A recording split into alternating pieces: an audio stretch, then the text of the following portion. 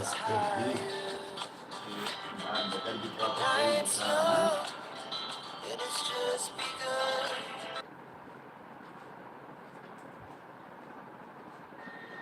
Hello, lovely friends out there. I am your host, Edwin Sunny, the creator, the star maker, singer, and admin of various YouTube channels. Welcome, and also social media influencer. And I welcome to all about this video on this channel, Sunny GK World, especially the people of the world who are very, very keen and very, very worried about getting more and more knowledge day by day. That's why I have created this beautiful channel in simple words, in simple way. It dictates the terms. That's the thing. That's the quality of our channel.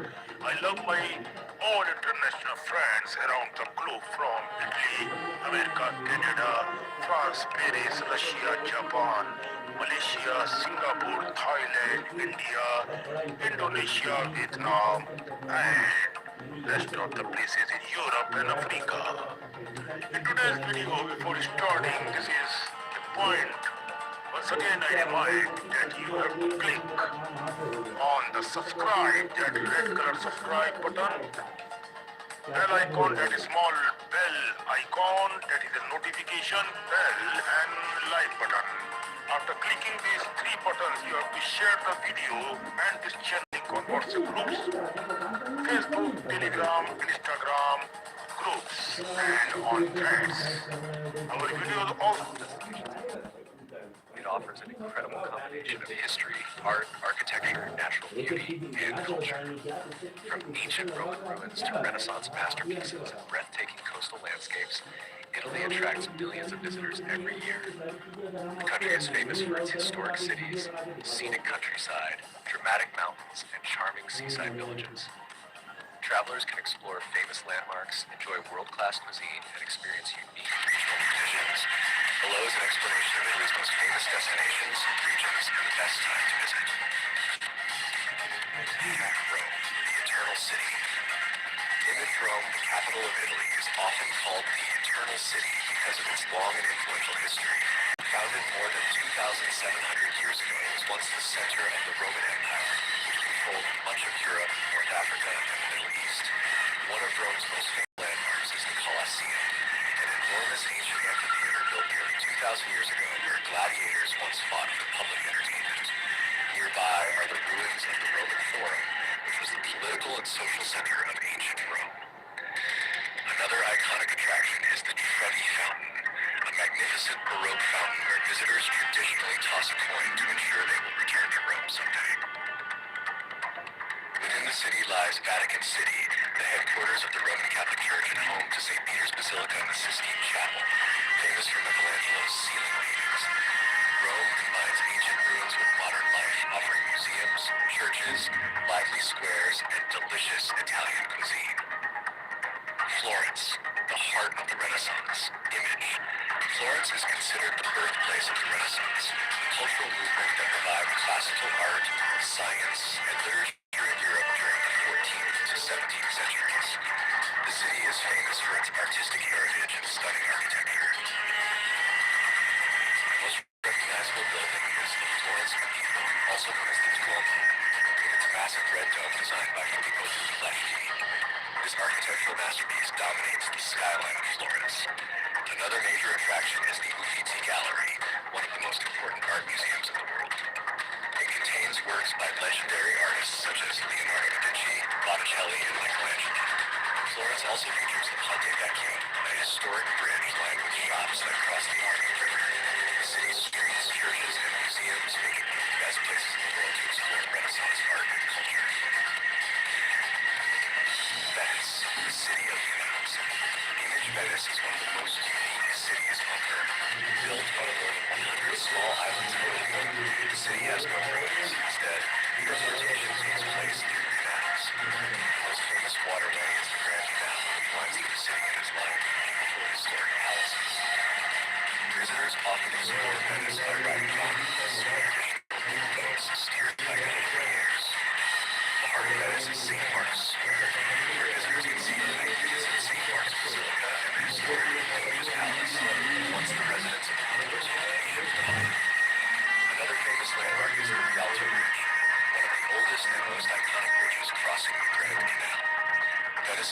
for its romantic atmosphere, historic architecture, and annual Venice Carnival, where people wear elaborate masks and costumes. Amalfi Coast, Italy's scenic coastline image. The Amalfi Coast is one of Italy's most spectacular coastal regions. Located in southern Italy along the Mediterranean Sea, it is famous for its steep cliffs, colorful villages, and stunning sea views. One of the most famous towns on the coast is Positano, known for its pastel-colored houses built on cliffs overlooking the sea. The narrow streets are filled with shops, restaurants, and cafes. Another beautiful destination is Ravello, located high above the coastline. It is known for its peaceful gardens and breathtaking panoramic views of the sea. The Amalfi Coast is a popular destination for relaxation, photography, and scenic drives along winding coastal roads. Tuscany, vineyards, and historic towns. English Tuscany is one of the most picturesque regions of Italy. It is famous for its rolling hills, vineyards, olive groves, and medieval towns. The region is particularly known for producing world-famous wines such as Chianti. Visitors often travel through the countryside, visiting vineyards, tasting wines, and enjoying traditional Italian food. One of Tuscany's most beautiful cities is Siena, famous for its medieval architecture, the Piazza del Capo, a large central square where the historic Hollywood horse race takes place twice each year. Tuscany offers a peaceful atmosphere and beautiful landscapes, making it a favorite destination for travelers seeking nature and nature. Cinque Terre, colorful seaside villages in Italy. The Cinque Terre, meaning five lands, consists of five small seaside villages located along the rugged coastline of northwestern Italy. The villages are Monterosso, Vernazza, Carniglia, Manarola, Riomaggiore. Each village is built along cliffs facing the sea and is known for its brightly colored houses. Visitors can travel between the villages by train, boat, or hiking trails that offer spectacular views of the Mediterranean Sea. The area is also known for its seafood, vineyards, and peaceful coastal atmosphere. Other famous destinations in Italy. Besides the cities and regions above, Italy has many other remarkable places to visit. Milan is Italy's financial and fashion capital. It is famous for the magnificent Milan Cathedral, Duomo da Milano, and for being a center of global fashion.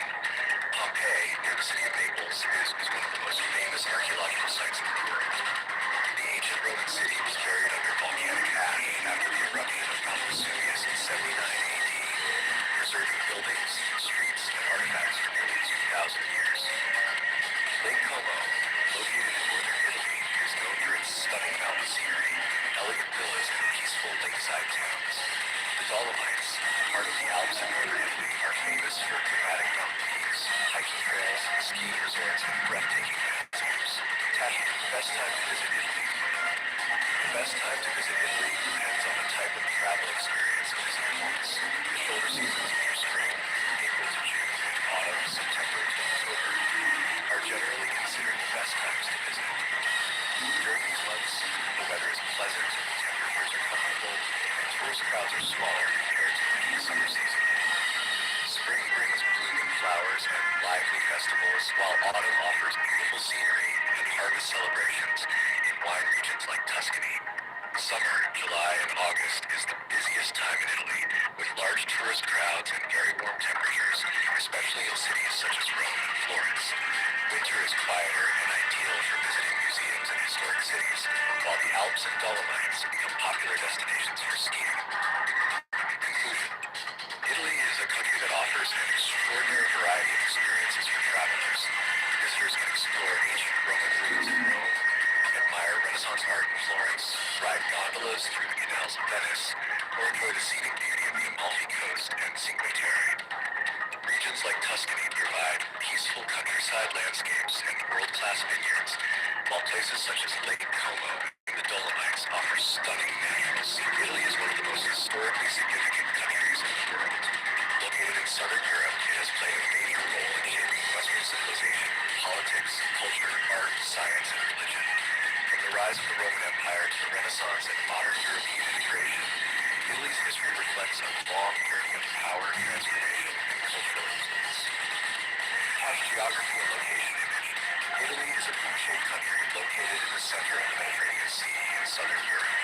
It covers an area of about 301,338 square kilometers. The consists mainly of a long peninsula extending from the Alps Mountains in the north into the Mediterranean Sea. Italy shares land borders with France, Switzerland, Austria, and Slovenia.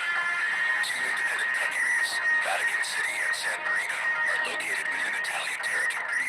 Italy also includes several islands, the largest being Sicily and Sardinia. The capital city of Italy is Rome, one of the oldest continuously inhabited cities in the world. The country's geography includes mountains, plains, rivers, and coastlines, which historically influenced settlement patterns, trade, and political divisions. The early history of Italy imaged between the 9th century BC and the 6th century AD. Italy was inhabited by several different ancient peoples and cultures.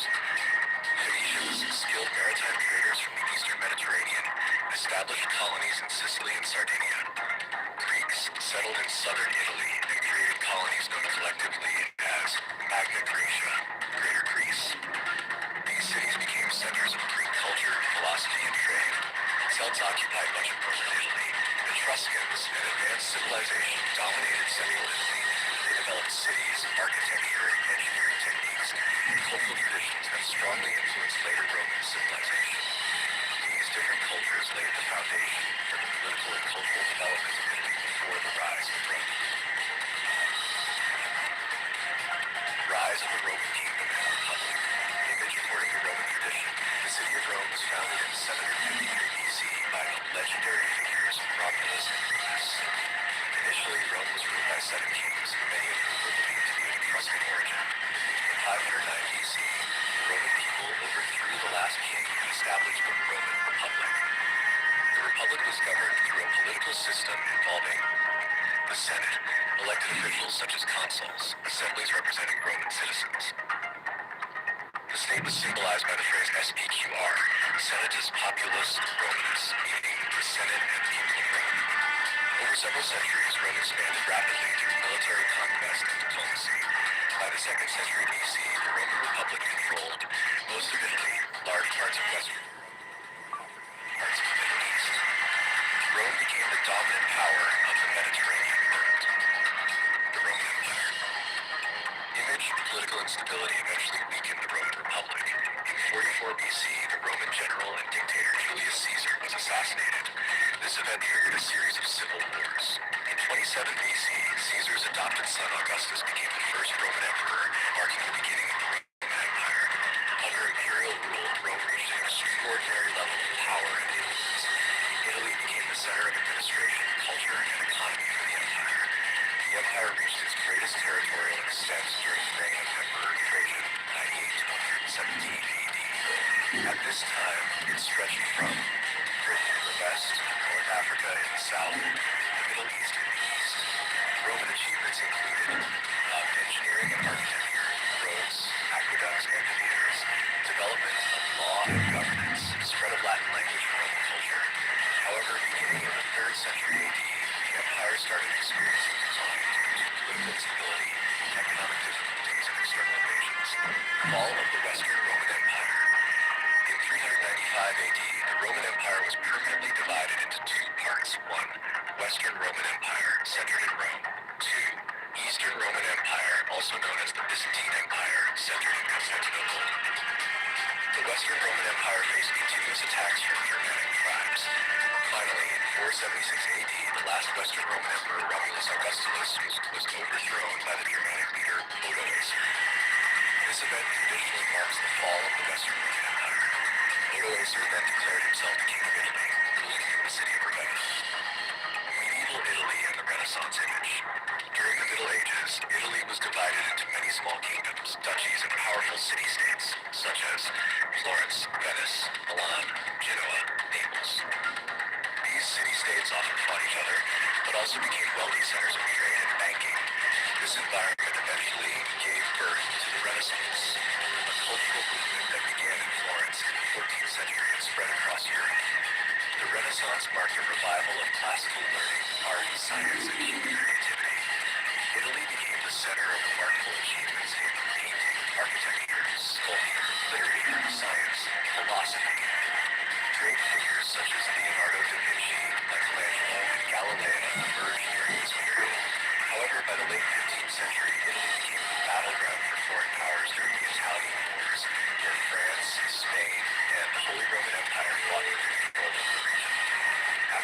years, much of Italy fell under the influence of the Habsburg dynasty, Napoleonic era, and the road to unification. In 1796, the French leader Napoleon Bonaparte invaded Italy. Several Italian states were reorganized under French control, including the Napoleonic Kingdom of Italy. After Napoleon's defeat, the Congress of Vienna, 1815, restored many of the old monarchies. However, nationalist movements had already begun spreading across the Italian peninsula. During the 19th century, the Italian unification movement, known as the Risorgimento, aimed to unite the various states into one nation. Key figures included Giuseppe Garibaldi, Count Camillo di Cavour, King Victor Emmanuel II. In 1861, most Italian territories united to form the Kingdom of Italy. Further expansion continued. 1866, Italy annexed Venetia after allying with Prussia against Austria. In 1870, Italy captured Rome, ending papal rule and completing national unification. Rome became the capital of the unified Italian state. Fascist Italy and World War II. After World War I, Italy faced serious economic difficulties, unemployment, and social unrest.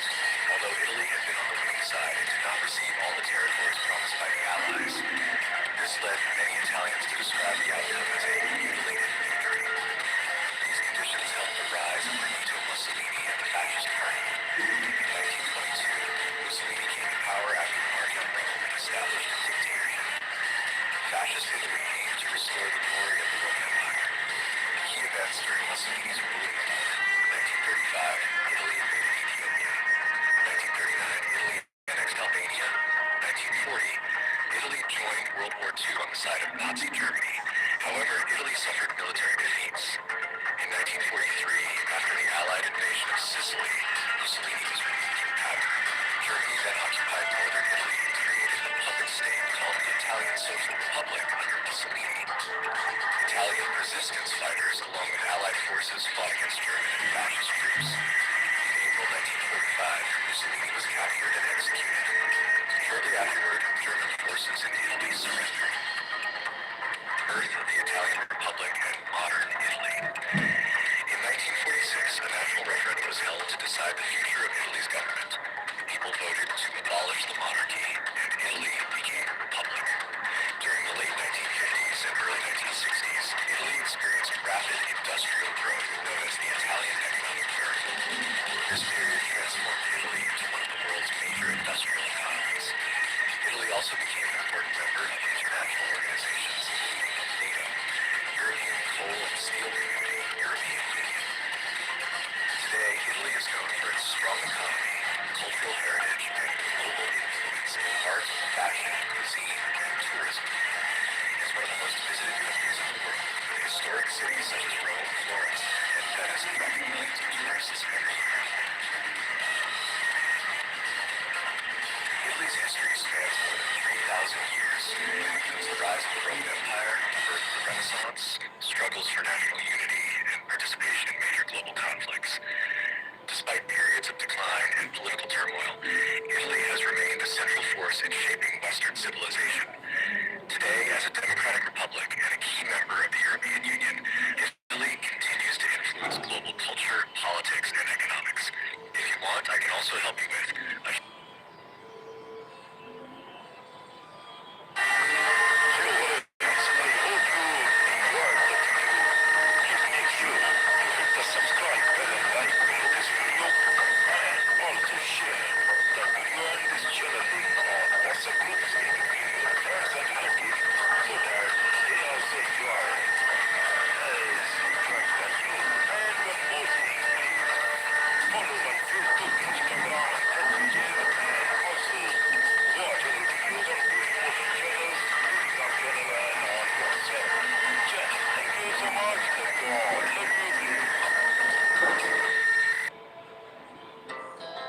Our hearts beat to the city streets. We began to feel the fire. Buildings as the chemicals that take us higher. The night's young and it's just begun. Hello, ladies and gentlemen, you're watching Itinerary. I am Itinerary. Making disclaimer from my side that this is the video I have created only for educational and promotional use so that visitors, a fan can gain more knowledge for the world. Let's begin today's video, man. Uzbekistan, a landlocked country in the heart of Central Asia, is a place where ancient history, warm hospitality, and everyday affordability come together in a way that feels almost unreal to many travelers. Once a vital part of the legendary Silk Road, Uzbekistan has for centuries connected East and West, and that legacy still shapes its culture, architecture, and people today. The story of Uzbekistan begins thousands of years ago, when great cities like Samarkand, Bokhara, and Khiva rose from the desert sands as centers of trade, science, and art. Merchants carrying silk, spices, gold, and ideas passed through these cities, making them some of the most important hubs in the world. Samarkand, often called the Pearl of the East, was famously developed by the conqueror Emir Timur Tamerlane in the 14th century. He turned it into a grand capital filled with stunning mosques, madrasas, and mausoleums, many of which still stand today with their dazzling blue tiles and intricate designs. Walking through Registan Square in Samarkand feels like stepping into a living painting. The towering madrasas, covered in geometric patterns and shimmering mosaics, reflect the brilliance of Islamic architecture. In Bokhara, the old city is so well preserved that it feels like time has paused. Narrow streets, ancient minarets, and bustling bazaars tell stories of traders and scholars who once shaped the intellectual life of the region. Khiva, another historic city, is like an open-air museum, with its mud brick walls and perfectly preserved buildings enclosed within ancient fortifications. But Uzbekistan is not just about history, it is also about its people, who are widely known for their kindness and hospitality. Uzbek culture places great importance on welcoming guests. It is common for locals to invite visitors into their homes, offering tea, bread, and traditional meals with genuine warmth. The people are diverse in appearance, reflecting centuries of cultural exchange along the Silk Road. You will see a mix of Central Asian, Persian, and even East Asian features, all blending into a unique and beautiful identity. Many visitors are struck not just by physical beauty, but by the genuine smiles and respectful nature of the people. Traditional Uzbek clothing adds to this charm. Brightly colored fabrics, embroidered patterns, and handcrafted designs are still worn, especially during festivals and celebrations. Women often wear flowing dresses made from ikat fabric, while men may wear embroidered caps known as dapi. These cultural elements give everyday life a vibrant and artistic feel. One of the most surprising aspects of Uzbekistan for many travelers is how affordable it is. Compared to many countries, the cost of living and travel here is remarkably low. A hearty traditional meal, such as plav, a rice dish cooked with meat, carrots, and spices, might cost only a few dollars in local restaurants. Fresh bread, known as naan, is both delicious and inexpensive, often baked in clay ovens and sold in local markets for a very low price. Transportation is also affordable. High-speed trains connecting major cities like Tashkent, Samarkand, and Bokhara are modern, comfortable, and reasonably priced. Local taxis and buses cost very little, making it easy for both locals and tourists to travel around without spending much. Hello, ladies and gentlemen, I hope you love this video. Before leaving the video, I request you once again to hit the subscribe and like this video and share this video link and the link of Accommodation in Uzbekistan offers great value as well. From budget guest houses to charming boutique hotels located in historic buildings, visitors can find comfortable places to stay at prices far lower than in many Western countries.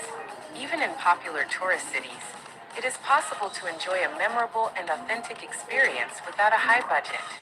Markets in Uzbekistan are full of life and color. Fruits, vegetables, spices, nuts, and dried fruits are sold at incredibly low prices. Uzbekistan is especially famous for its sweet melons, juicy pomegranates, and flavorful grapes.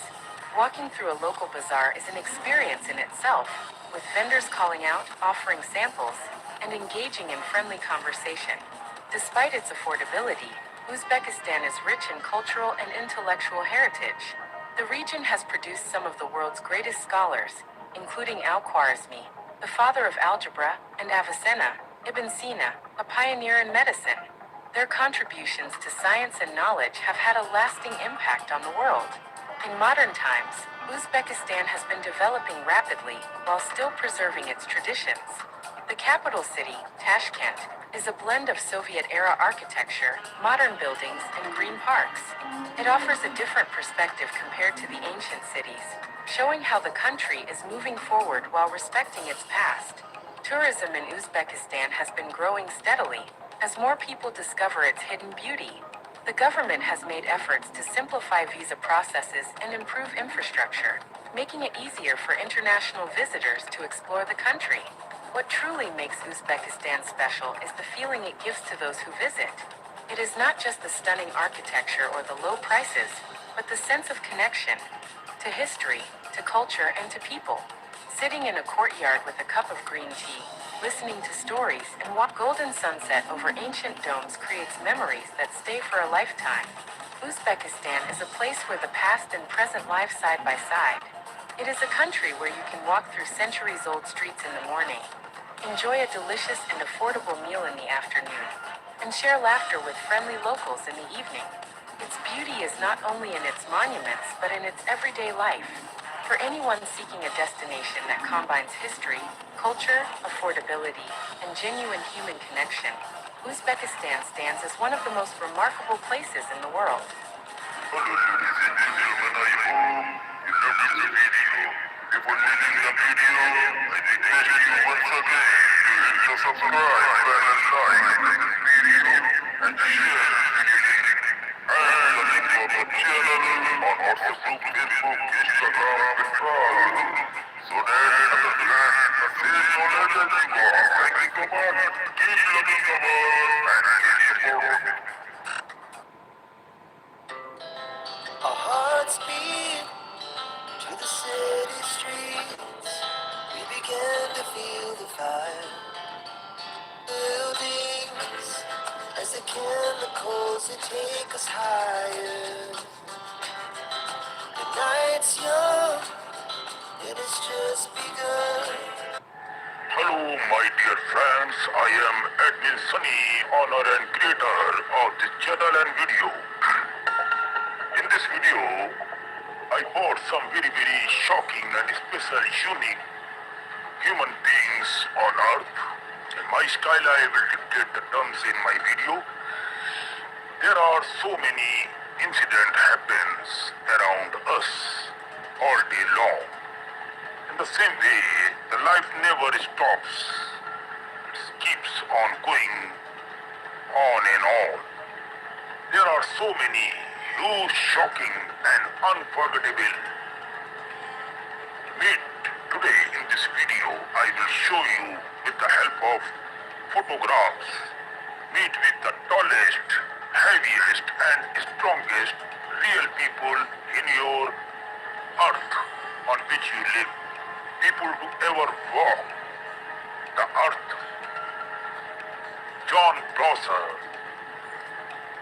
meaning, was so large, doctor could not weight him on a normal scale. This size was not just about overeating.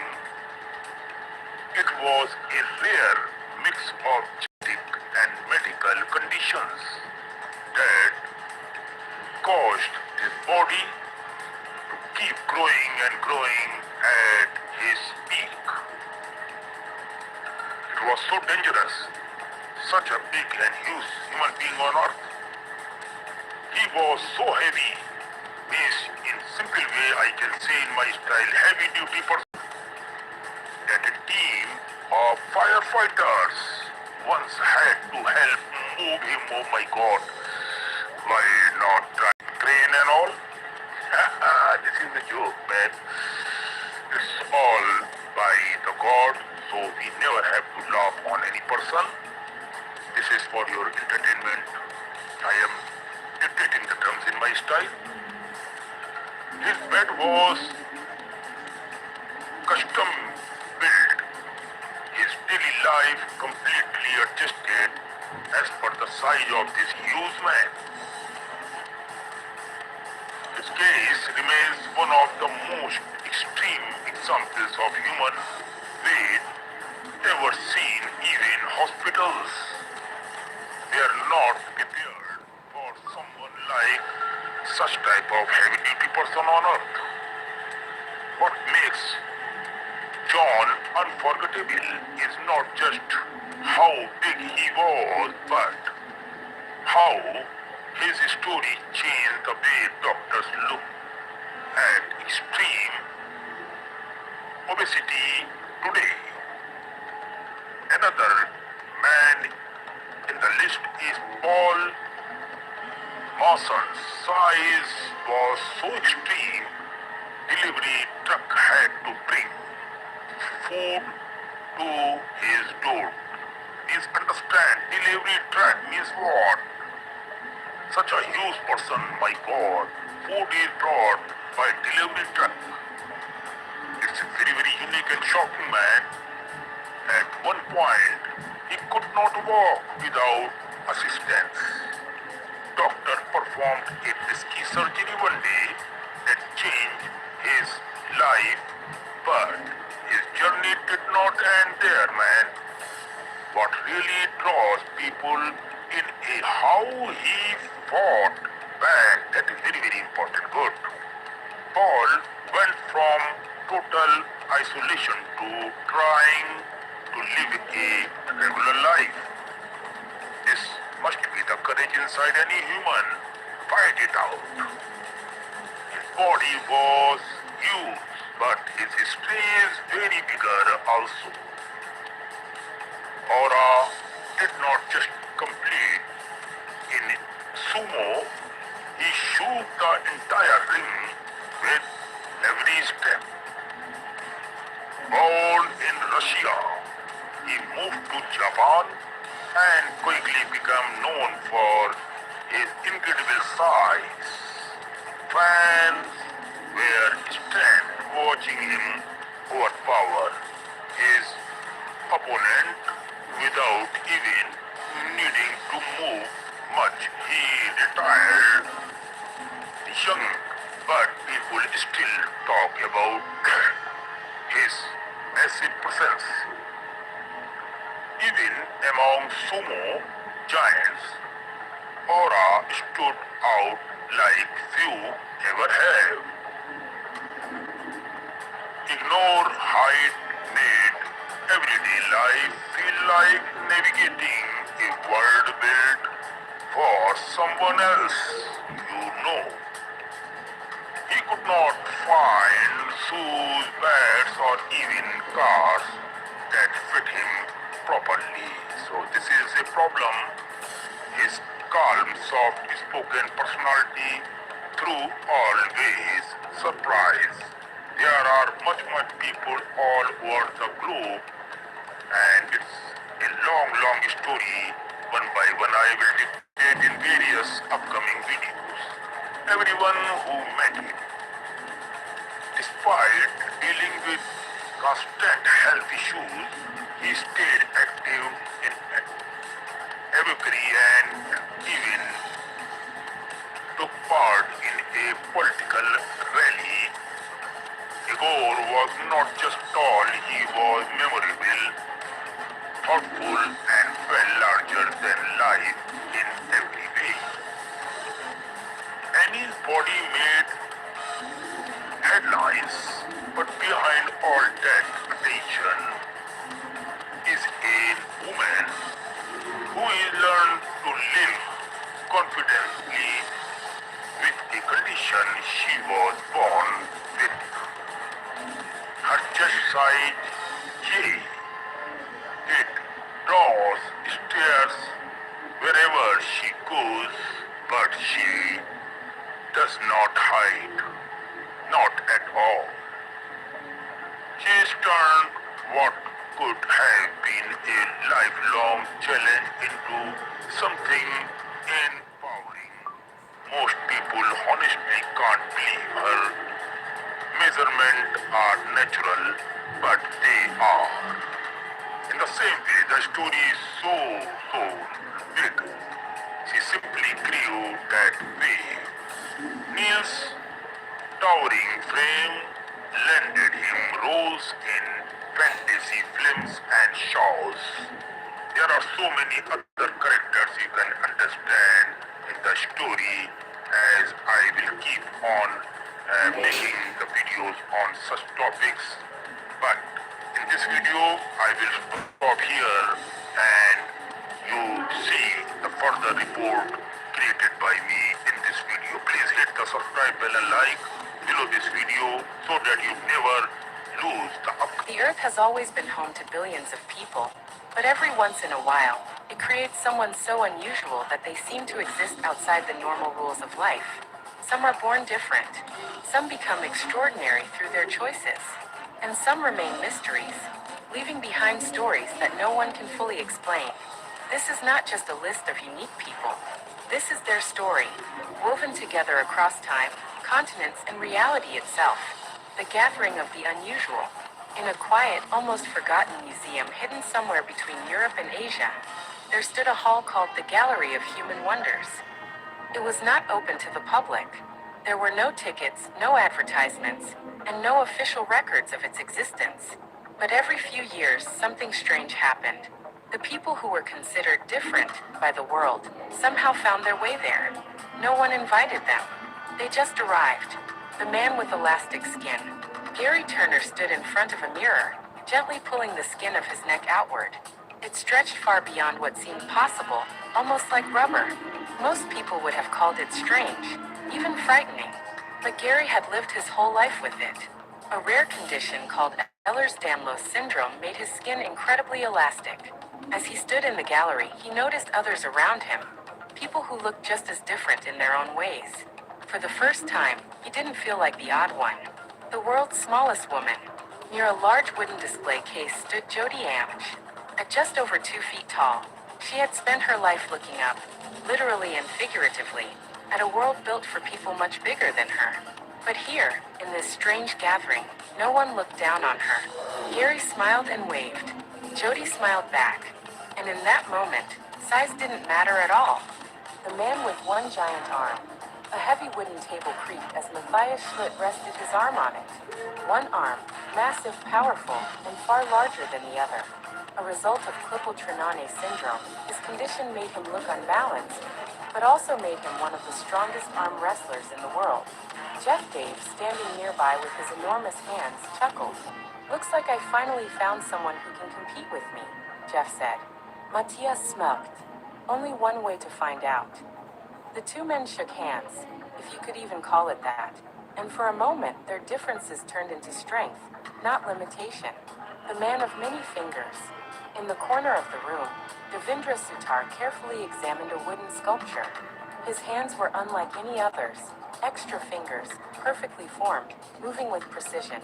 What others once saw as abnormal, he had turned into skill. As a carpenter, his hands allowed him to create designs no one else could replicate. "Your hands are not strange," a voice behind him said. He turned to see a man sketching quietly, Leonardo da Vinci. "They are advanced." The man with protruding eyes. Suddenly, a small crowd gathered. Sidney de Carvalho Mesquita stood calmly as people watched in amazement. He gently pushed his eyes outward, far beyond what seemed humanly possible. Gasps filled the room, but Sidney simply smiled. "Everyone has something," he said. "This just happens to be mine." And oddly enough, no one laughed, because in that room, no one was normal enough to judge. The hair-covered mystery. From the shadows stepped a figure that looked almost mythical. His entire body was covered in thick hair, face, arms, everything. Known in history as the Wolf Man, he was once feared, misunderstood, even treated as something less than human. But here no one stepped back. Jody walked up to him and said softly, "You must have been very lonely." The Wolf Man nodded. "Yes, until now." The traveler in leather. The doors creaked open again. A man walked in wearing nothing but handmade leather clothing, worn, stitched, and weathered by time. The Connecticut Leatherman. For years, he had walked a 365-mile route across the United States and Canada, living the same cycle over and over again. No one knew why. No one knew his real story. "Why did you keep walking?" Gary asked. The Leatherman paused. because stopping felt stranger than continuing. The woman who was never found. Suddenly, a screen flickered to life.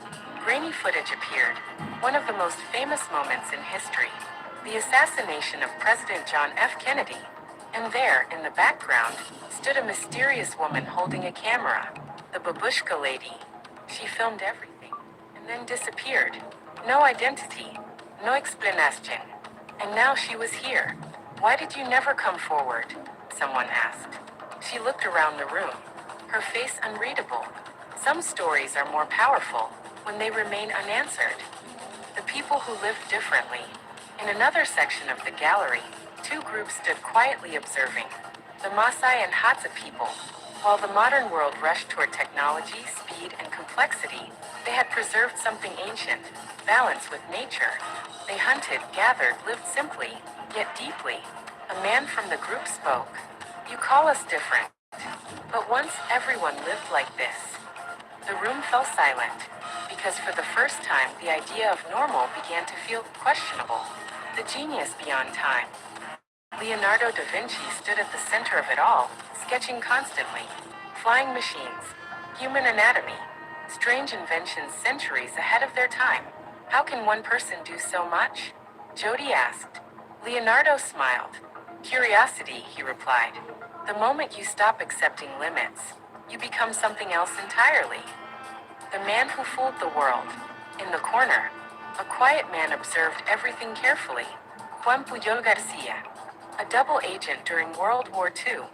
He had deceived the Nazis with false information, so convincingly that both sides honored him.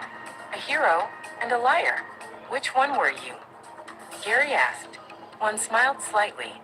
Sometimes being both is what saves the world. The realization. As the night passed, something became clear. These people were not gathered because they were strange. They were gathered because they represented something deeper. Different ways of being human. Some showed the extremes of the body. Some showed the extremes of the mind. Some showed the mysteries of history. And some showed paths humanity had forgotten. Gary looked around the room. For so long, I thought I was alone. You were never alone. Mirror-like voice echoed in the silence of the hall. He knew where it came from. Just rare. The final truth. As dawn approached, the gallery began to fade. One by one, the people disappeared, returning to their own worlds, their own timelines, their own stories. But they carried something back with them. Understanding that being different is not a flaw. It is a variation of existence. A reminder that humanity is not one shape, one size, one way of thinking. It is a spectrum, stretching from the smallest woman to the strongest arm, from the most mysterious figure to the greatest genius. And somewhere, hidden from the ordinary world, the gallery of human wonders still waits for the next group of people who don't fit in. Because sometimes, the most unique people on Earth are not the ones who stand out, but the ones who quietly redefine what it means to be human. Hello, ladies and gentlemen, I hope you loved this video. If you're liking the video, I request you once again to hit the subscribe button and like this video and share this video. And the link for the channel on WhatsApp group, Facebook, Instagram, and blog. So there's the plan. The same knowledge as you got. Thank you so much. Keep loving the world and keep supporting. Our hearts beat to the city streets. We began to feel the fire. Buildings as the chemicals that take us higher. The night's young and it's just begun. Hello friends, I am admin Sunny, owner and creator of this video and channel. Today, in this video, I post the basic and very important historical, culture, tradition and epics of beautiful country and one of my favorite country, none other than South Korea. What is the history? What are the monuments? What are the historical places you can visit in this beautiful city and one of my favorite country, you can say, after that depart from North Korea, it splits. Korea splits into two parts, North Korea and South Korea. Today, in this video, I am only discussing about South Korea. So let's begin this video. But before leaving the video or this channel, it's your duty and responsibility to hit the subscribe bell and like buttons. Why I am saying this? Because whenever we launches our new video, it is totally free. To watch that video is of great importance like this. So hit the subscribe bell and like and share the video link on WhatsApp group, Facebook, Instagram, in between your relatives and friends so that they also get benefited. And you can also watch our videos on Daily Motion channels, Telegram and WhatsApp channel. Let's begin this today's video. I am at Sunny. I am creating this video especially for my South Korean friends. Love you all. Let's begin. South Korea, or the Republic of Korea, ROK, has transformed from a war-torn nation into a major developed democracy and economic power. Founded in 1948, it survived the devastating Korean War, 1950 to 53, evolving from authoritarian rule to a thriving economy and cultural powerhouse since democratic reforms in 1987. Wikipedia. Key historical phases. Ancient and colonial history. Korea has a long history, with early kingdoms like Gojoseon and the Three Kingdoms, Bish, Goguryeo, Silla, ruling the peninsula. It was colonized by Japan from 1910 to 1945. Division and War, 1945 to 1953 following Japan's defeat in World War II. The US and USSR divided Korea at the 38th parallel. In 1948, the South became the ROK under Syngman-rhee, while the North was established under communist rule. The 1950 to 53 Korean War resulted in massive destruction and left the peninsula divided by a demilitarized zone. Economic miracle, 1960s to 1990s under rapid modernization efforts. South Korea developed industrial conglomerates, chaebols such as Samsung and Hyundai, turning it into a global economic leader. Democratization, 1987. Present following decades of authoritarian rule, intense public protests forced democracy, leading to direct presidential elections in 1987. Modern status. Today, South Korea is a prominent global player in technology, pop culture, K-pop/cinema, and trade. History.com. History.com. +6. Key aspects of the story. Democracy. Since 1987, South Korea has maintained a competitive electoral system. Economy. It is one of Asia's most affluent countries, moving from poverty to a top-tier economy. Cultural power. Known as the Hallyu or Korean Wave, its culture is popular worldwide. Demographics. Over half of the population, 52 million, lives in the Seoul metropolitan area. Wikipedia. Ongoing conflict. Division. The 1953 armistice means North and South Korea are technically still at war. Keep in mind this program is specially created by Singer, content creator admin Sunny, only for educational and knowledge. Use the history of South Korea begins with the Japanese surrender on 2 September 1945. At that time, South Korea and North Korea were divided, despite being the same people and on the same peninsula. In 1950, the Korean War broke out. North Korea overran South Korea until US-led UN forces intervened. At the end of the war in 1953, the border between South and North remained largely similar. Tensions between the two sides continued. South Korea alternated between dictatorship and liberal democracy. It underwent substantial economic development.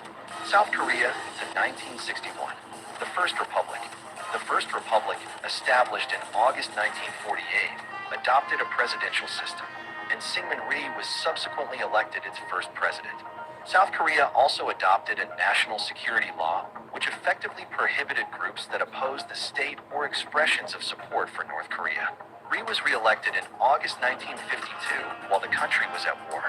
Even before the outbreak of the Korean War, 1950 to 53, there had been a serious conflict between Rhee and the opposition-dominated National Assembly that had elected him in 1948. The dispute involved a constitutional amendment bill that the opposition introduced in an attempt to oust Rhee by replacing the presidential system. with a parliamentary cabinet system. The bill was defeated, but the dispute continued at Busan, the wartime provisional capital, where the National Assembly was reconvened, when the opposition introduced another amendment bill in favor of a parliamentary cabinet system. Rhee in 1952 countered by pushing through a bill that provided for the popular election of the president. Later, in 1954, Rhee succeeded in forcing the National Assembly, then dominated by the ruling party. Under the revised constitution, Rhee ran successfully for his third term of office in May 1956. His election for the fourth time, in March 1960, was preceded by a period of tension and violence, and was followed by accusations that the election had been fraudulent. Massive student demonstrations took place that culminated in a major event on April 19th, in which many demonstrators died. Rhee resigned under pressure 6 days later and fled to exile in Hawaii, where he died in 1965 at age 90. The Second Republic. The Second Republic, which adopted a parliamentary cabinet system, lasted only 9 months. A figurehead president was elected by both houses of the legislature, and power was shifted to the office of Prime Minister Chiang Mayan, who was elected by the lower house by a narrow margin of 10 votes. The Chiang government made some strenuous efforts to initiate reforms. In a society laden with social and economic ills accumulated over a long period of time, however, it failed to cope with the unstable situation created by a violent political change. Rampant political factionalism only made the situation worse. With the ultimate source of authority now vested in the office of the Prime Minister, all factions, conservative and moderate, engaged in constant maneuvering to win over a group of independents in order to form a majority in the legislature. Before Chiang had time to launch a full program of economic reform, the leadership of the ruling Democratic Party was crippled by factional strife within its ranks, military rule. The 1961 coup. Park Chung-hee, South Korea's most influential 20th century leader, Park Chung-hee, in 1970. On May 16, 1961, the military seized power through a carefully engineered coup d'etat, ushering in a new phase of post-liberation Korean politics.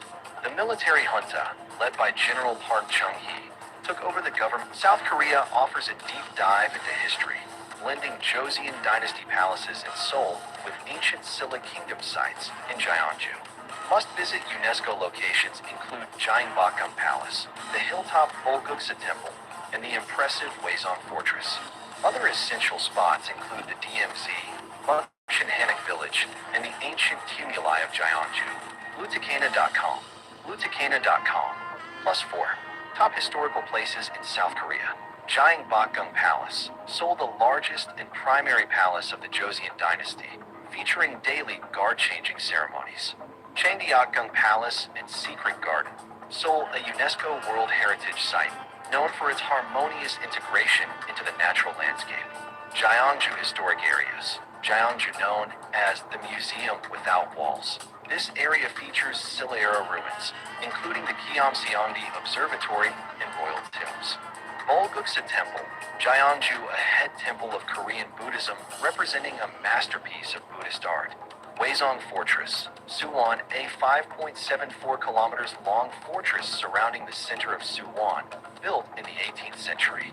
Munshin Hanok Village, Seoul, a traditional residential area with hundreds of Korean houses, Hanok, dating back to the Joseon dynasty.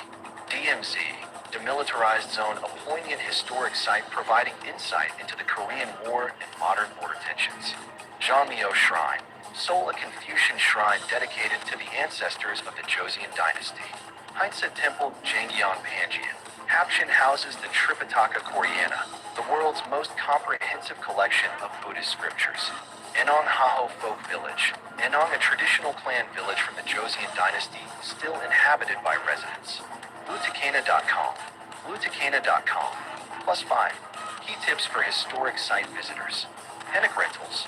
Many visitors wear traditional hanbok, Korean outfits, which provides free entry to all 16 World Heritage Sites in South Korea. Tracing more than 2,000 years of history, the South Korean World Heritage Sites are found from big cities to remote forests and take you through the country's most important eras. Changdeokgung Palace Complex, Jeonmyo Shrine, Royal tombs of the Joseon Dynasty. Namonsansi, Huizong Fortress, Gyeongju Historic Areas, Sugagurum Grotto and Bulguksa Temple, Heinsa Temple, Historic villages of Korea, Haho and Yongdong. Sansa, Buddhist mountain monasteries in Korea. CO1, Korean Neo-Confucian academies. Beach historic areas. Gochang, Hwasun and Ganghwa Dolmen sites. Gepol, Korean tidal flats. Jeju volcanic island and lava tubes. Gaya tumuli. When most people, myself included, think of Korean history, they think of the past century. The Japanese occupation, the Korean War, the separation of North and South. These are all parts of the story that we are more familiar with. Not surprisingly, though, none of South Korea's World Heritage Sites are related to this period or these events. In fact, they almost seem carefully curated to showcase the long, proud history of the peninsula that came before the recent and undignified events. And there's a lot of heritage to talk about, from the states that ruled the land in ancient times to the three main kingdoms that dominated in the first millennium, the rise of Buddhism in a united peninsula, and then the period of kings that have left the biggest mark on modern Korea. When it comes to the World Heritage Sites of South Korea, there's not much emphasis on nature, despite the country having some impressive national parks. Of its 15 sites on the World Heritage list, only 2 of them are natural, and one of those is not even particularly spectacular to look at. Traveling around South Korea, the World Heritage Sites are actually a really good way to learn about the country's history, and I would recommend visiting quite a few of them. Cheonggyeokgung Palace Complex. Nestled in the heart of Seoul, the Cheonggyeokgung Palace Complex is a must-see for any traveler with an interest in Korean history and culture. This stunning palace complex was built in the 15th century and served as the seat of power for the Joseon dynasty. As you walk through the palace's beautiful gardens, it's easy to see why it was designated a UNESCO World Heritage Site. The landscape is meticulously designed, with manicured lawns, ponds, and walkways that wind through ancient trees and shrines. Once you enter the palace itself, you'll be transported back in time to an era of grandeur and opulence. The intricate architecture of the palace's buildings is a sight to behold, with sweeping roofs and ornate carvings adorning every surface. One of the highlights of visiting Cheonggyeokgung Palace is the Secret Garden, a sprawling green space that was once reserved for the royal family's private use. It's a peaceful oasis in the heart of the bustling city, and a great place to unwind after a day of sightseeing. Overall, the Cheonggyeokgung Palace complex is a true gem of Seoul and a testament to Korea's rich cultural heritage. It's definitely worth taking the time to explore this stunning complex and learn more about the fascinating history of this incredible country. Jeonmyo Shrine. Jeonmyo Shrine is a Confucian shrine dedicated to the memory of the deceased kings and queens of the Joseon dynasty. Located in Seoul, it was built in 1394 and rebuilt in 1601 after a fire. It is the oldest and most authentic of the Confucian royal shrines to have been preserved. There are 2 important halls you'll see when you visit Jeonmyo Shrine. The main hall, called the Gyeongjin, houses 49 spirit tablets of kings and queens, while the Yeongnyeongjin has 34 of them. Set within parklands, there are a few other things to see at the shrine complex. Royal tombs of the Joseon dynasty. The royal tombs of the Joseon dynasty are a group of 40 tombs located in the cities of Seoul and Gyeonggi. These tombs were built for the members of the Joseon dynasty, which ruled Korea from 1392 to 1910. The tombs were built in accordance with Confucian principles, which emphasize the importance of respecting one's ancestors. The tombs are surrounded by beautiful landscapes and are designed to blend in with the natural surroundings. They are also adorned with various sculptures and decorations, including stone bridges, pavilions, and gates. The tombs are also home to various artifacts and relics, including pottery, weapons, and clothing, which provide insight into the lives of the Joseon dynasty. The royal tombs of the Joseon dynasty were designated as a UNESCO World Heritage Site in 2009. They are considered to be one of the most important historical and cultural sites in South Korea and attract visitors from all over the world. Namonsansi. Namonsansi is a fortress city located in Gyeonggi Province, South Korea. It was built during the 17th century to protect the capital city of Seoul from foreign invasions. The fortress is situated on a mountain ridge and is surrounded by steep walls that are up to 12 meters high. The fortress was designed to be self-sufficient and has many features that allowed it to function as a city. It has 4 gates, 3 main palaces, and many other buildings, including temples, shrines, and military facilities. The fortress also had a system of water supply, with wells and reservoirs that could hold up to 1 million liters of water. Hello, ladies and gentlemen, I hope you love this video. Before watching the video, I request you once again to hit the subscribe button, like the video, and share this video link.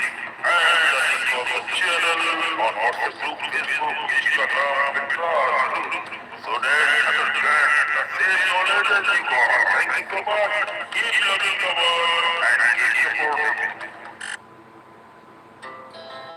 Our hearts beat to the city streets. We began to feel the fire. Buildings as the chemicals that take us higher. The night's young and it's just begun. Hello, ladies and gentlemen. This is Admin Sunny here. One thing I want to tell you about the Japan, why so many people of Japan, they are just bending out in the life to leave their own nations. As of early 2026, people in Japan, both citizens and long-term foreigners residing there, are experiencing increased feelings of uncertainty and fear, driven by a combination of impending natural disasters, severe economic pressures, and rapid social changes. According to the research and news report as of March 2026, the primary factor driving this fear includes fear of impending natural disaster. That is very, very important. More than 80% of Japanese people fear that a massive earthquake similar to the 2011 that is Tohoku disaster could occur in the future. This persistent threat combined with the reality that 70% of people feel unprepared contributes to a constant state of anxiety. Geographical and economic uncertainty, rising oil prices fueled by the Iran conflict are driving various types of problems and threatening Japanese economic stability. Many fear this will heavily impact corporate earnings, leading to a rising cost of living and stagnant salaries. Another point is rising anxiety and mental health struggles. A 2024 survey reported that 78.2% of Japanese people feel anxious. They are very anxious, you can say, in record high with high rates of work-related mental health issues, particularly among those in their teens and 20s. Demographic crisis and social strains. Japan's population is just shrinking at a record pace of 908,000 plus decline in 2024. The springing, you can say, the shrinking workforce has led to severe labor shortage, putting immense pressure on remaining workers. That is very, very dangerous move by the life. And the rising and social tensions amidst rapid social changes, there is an increase in Japanese fast sentiment and anti-foreigners entries leading to discomfort for long-term foreign residents in the country who feel they are being viewed as a burden now on the nation. Cultural isolation means in their language you use hiki, ko mori, and roughly 1.5 million people in Japan live in a state of social withdrawal known as hikikomori after triggered by work pressure, job loss and anxiety. So let's move towards more about this problem. Thank you. Hello, welcome friend, admin Sunny here. You are watching Sunny's GK World official YouTube channel. I am admin Sunny, your host, and in this today's important video, I will try to give you some important tips and information about a very beautiful and renowned nation story that is none other than Japan. Here I am just making it clear that why so many people, the public of Japan, is leaving their own nation. 90% of people just want to migrate from their dangerous located country called Japan. Do you know that there is a country in the world that is considered almost perfect in terms of technology, safety, and quality of the life? Yet, today that same country is facing a strange and serious problems. Instead of people moving there, they are leaving it. They is leaving their own country, Japan, and not just foreigners, but even its own young population is gradually moving out of Japan. Why? The big question is Japan really becoming empty? And if so, what is happening there in Japan to the world's fifth largest economy? Yes, we are looking about and we are talking about Japan, a country famous worldwide for its robots, bullet trains, and ultra-modern technologies and ultra-modern cities. And also beautiful models, beautiful girls, dancers, culture, tradition, all are beautiful in Japan. Japan currently has a population of around 123 millions, 123 million, making it the 11th most populous country in the world on the earth. Cities like Tokyo, Osaka, and Nagoya are also advanced that many people consider them a glimpse of the future. However, when we look deeper into the matter, we find a very unusual population pattern.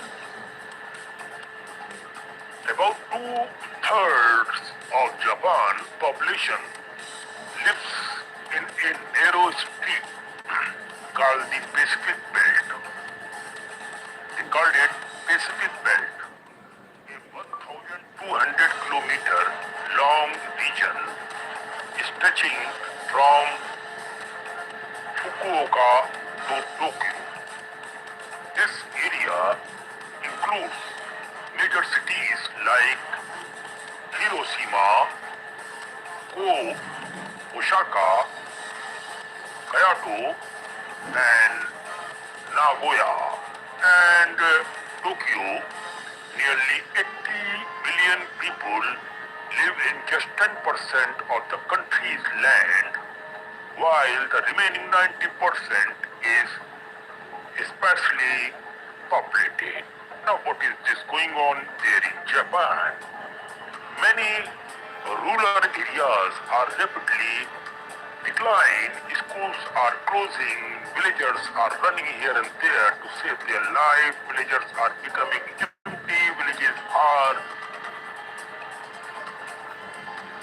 getting vacated by the people and abandoned houses called Akia are increasing so much that the government is offering them at very, very low prices. One major reason for this is Japan's geography. About 73% of the country is mountainized, leaving very little land for cities and farming.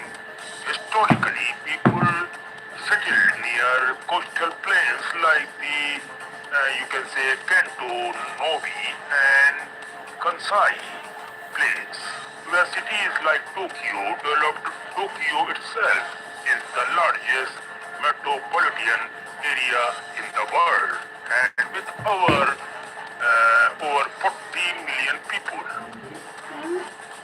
However, before proceeding more on into this video and topic, I request you all to make it very, very clear to hit the subscribe bell and like below this video.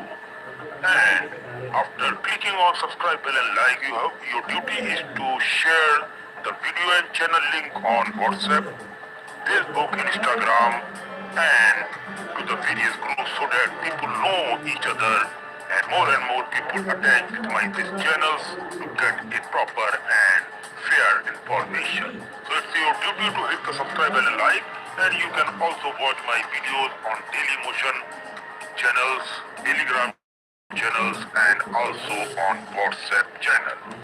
So I'm talking about, however, the biggest issue now is Japan aging population and declining birth rate. That is very, very important. Every year the population is sticking.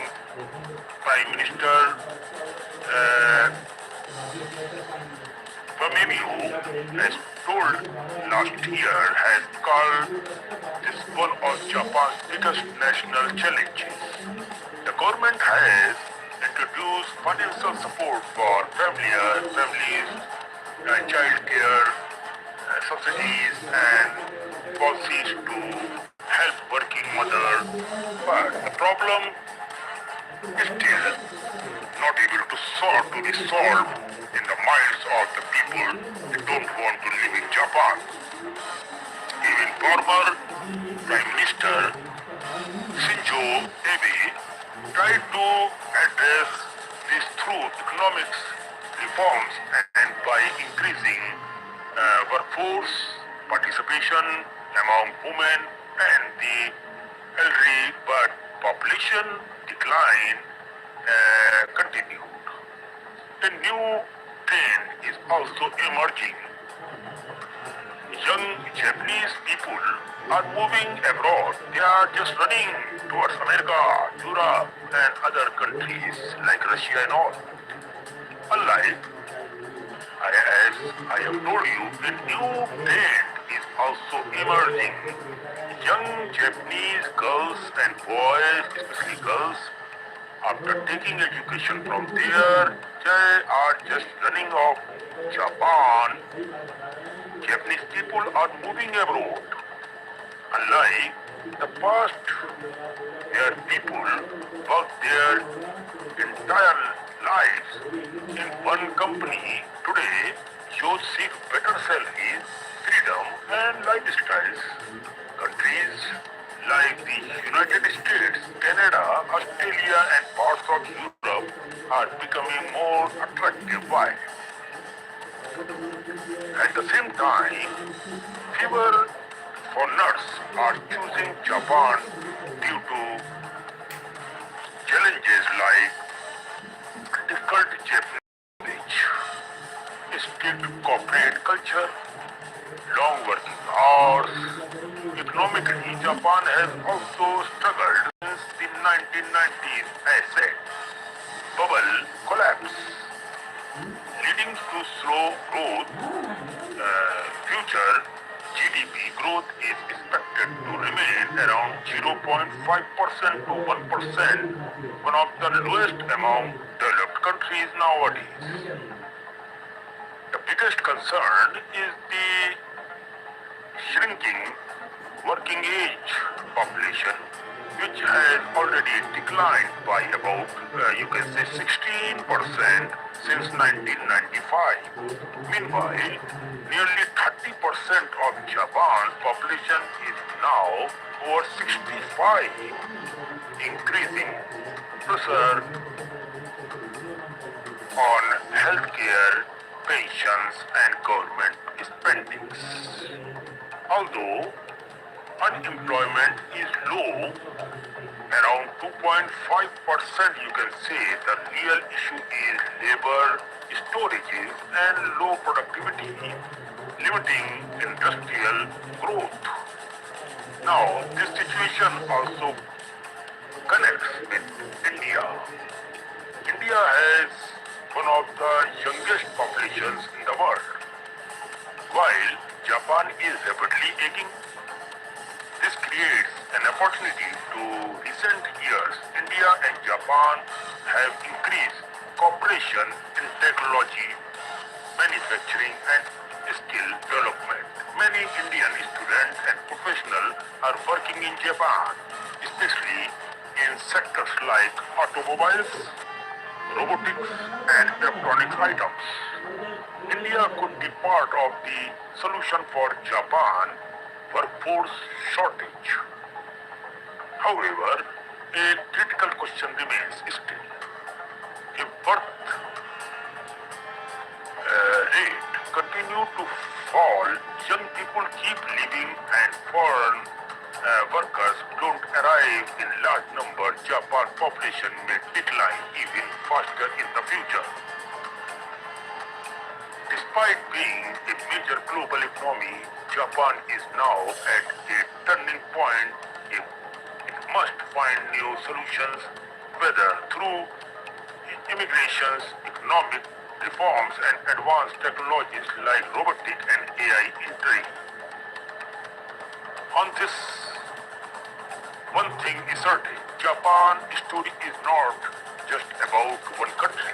It may be a preview of the future challenges that many developed nations also going to be faced. As a creator, it's my duty to tell the entire world what is exactly going on in another country, not only in Asia or India, and not only in one nation. It's our duty as a creator, as a social media influencer, that I have to tell you the reality, what is going on, and why these new generations running towards Europe, Russia, and other countries, and leaving their own nation, Japan. Please think about your country. Please respect and love your country. That is very, very important. This video will be also be turned and reformed in Japanese language, so that what mistakes Japanese are doing will be converted into their Japanese language. After this video, next video will be of turned into their Japanese language, so that Japanese young boys and girls can understand what I mean to say and why I have created this video in their own language, that is in Japanese language. Thank you, and make sure to hit the subscribe button and like below this video, and share on WhatsApp group in between your friends and family, so that they also know something more about the world. Thank you so much. Love you all.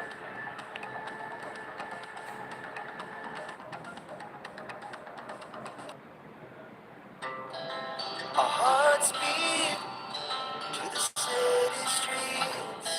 We began to feel the fire. Buildings as the chemicals that take us higher. The night's young, it is has just begun.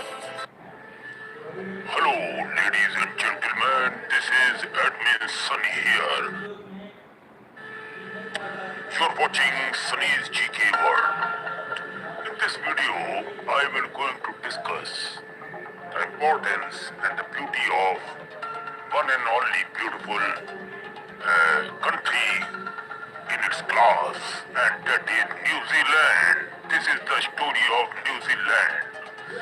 Why this nation is very, very special in terms of safety, beauty, and peacefulness. Here, we are discussing about New Zealand.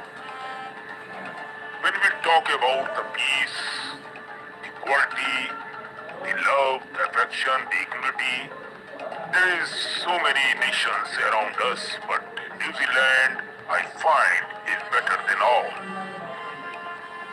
When powerful nations around the world are shaken by nuclear threats all day long, all round the globe and all round the year.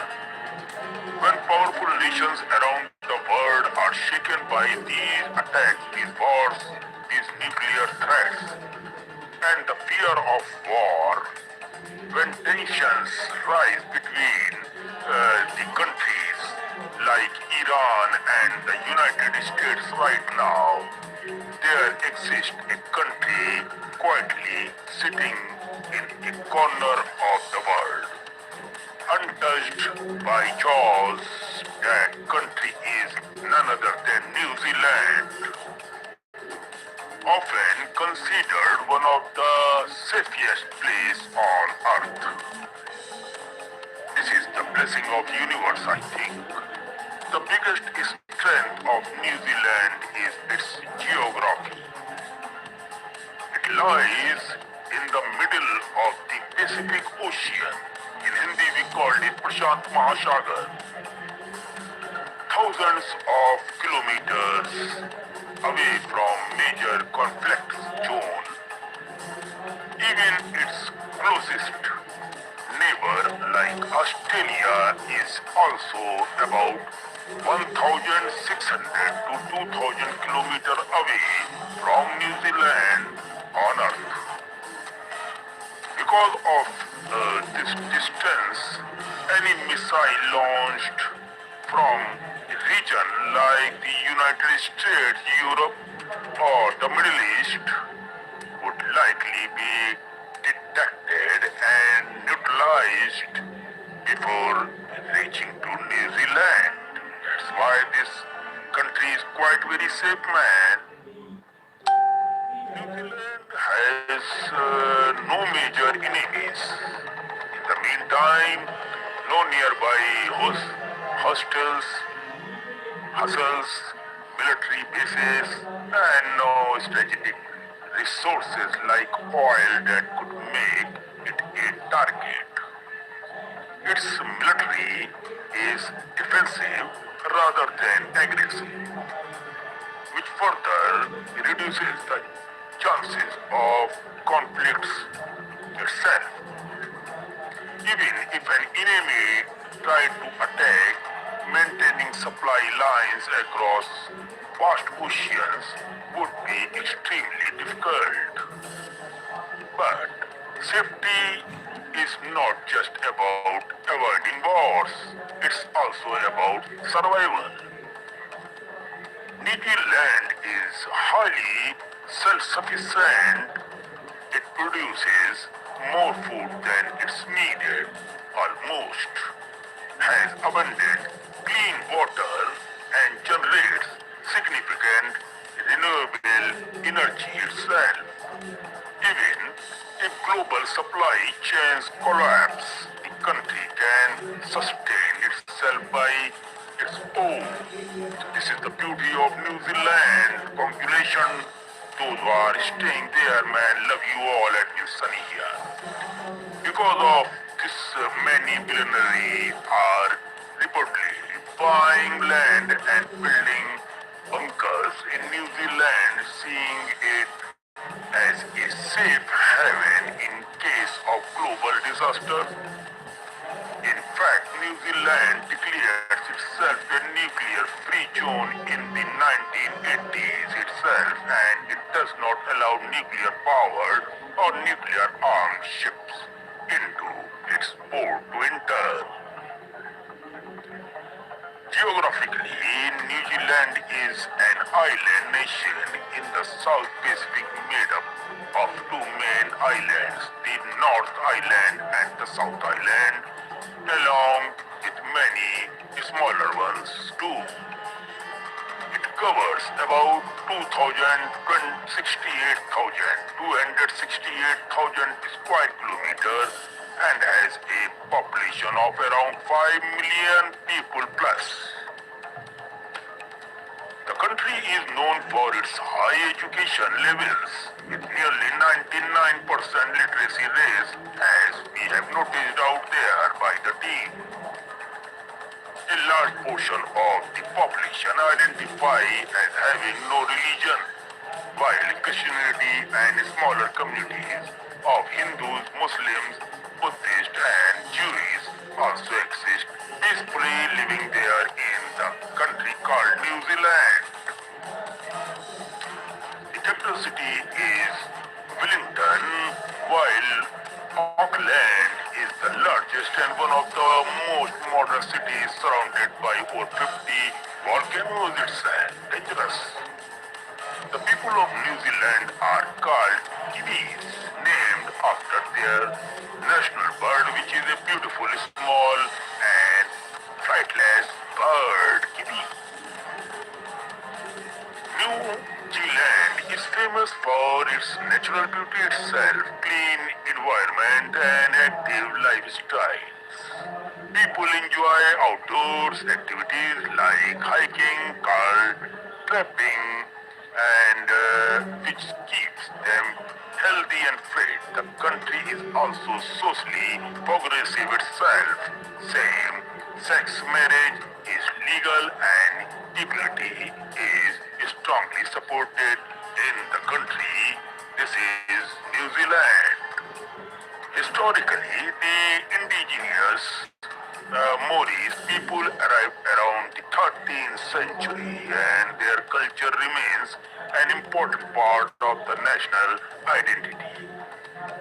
Some interesting facts about this country, which is called New Zealand.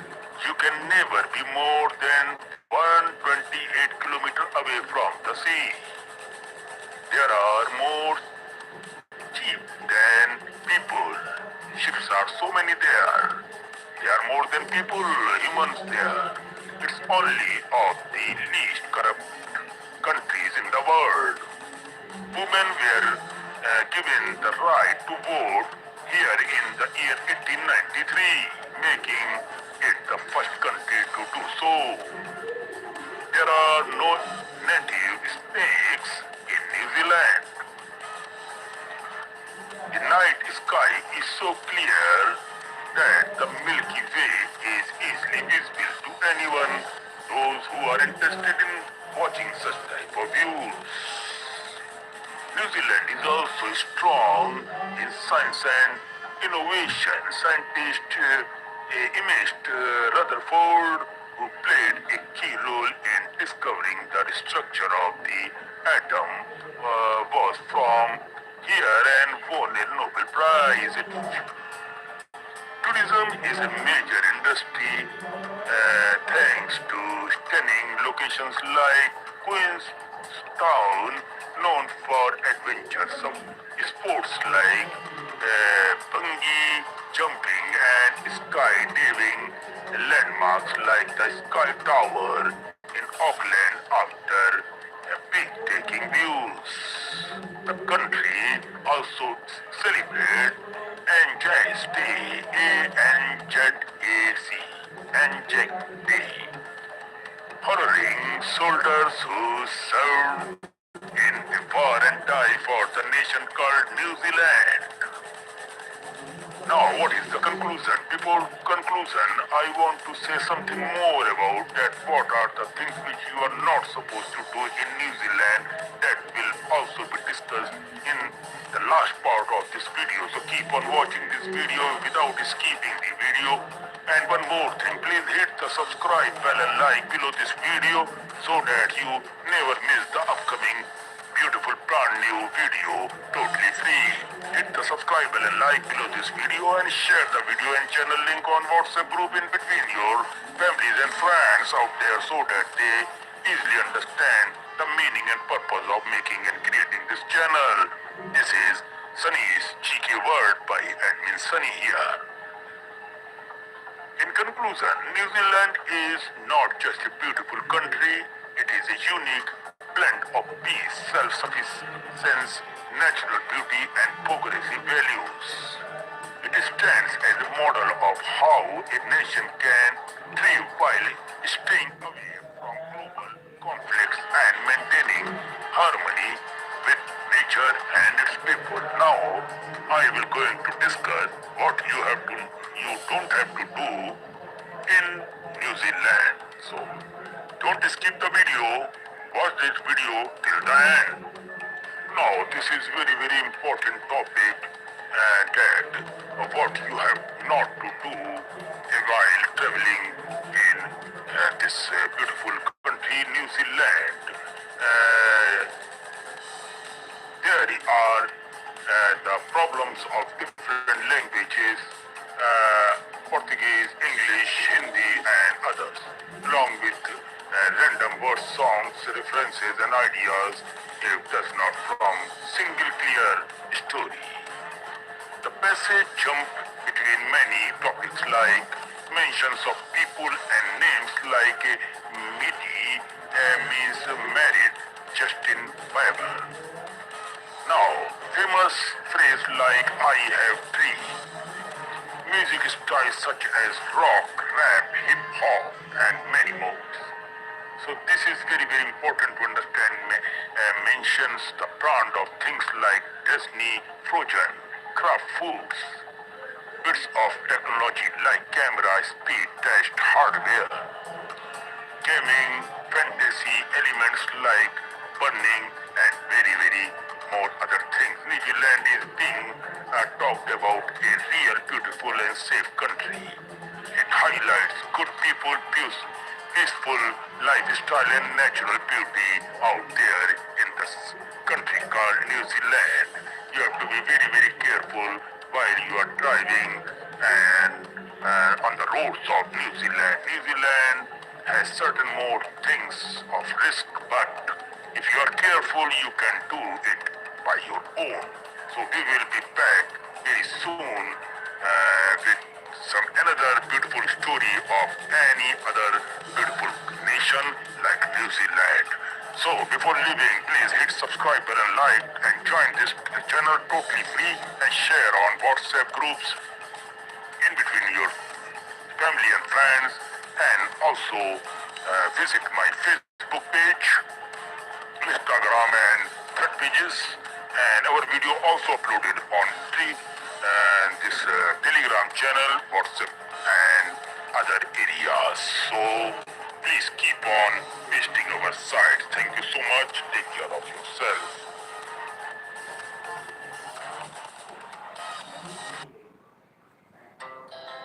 Our hearts beat to the city streets. We began to feel the fire. We rise like tall buildings as the chemicals they take us higher.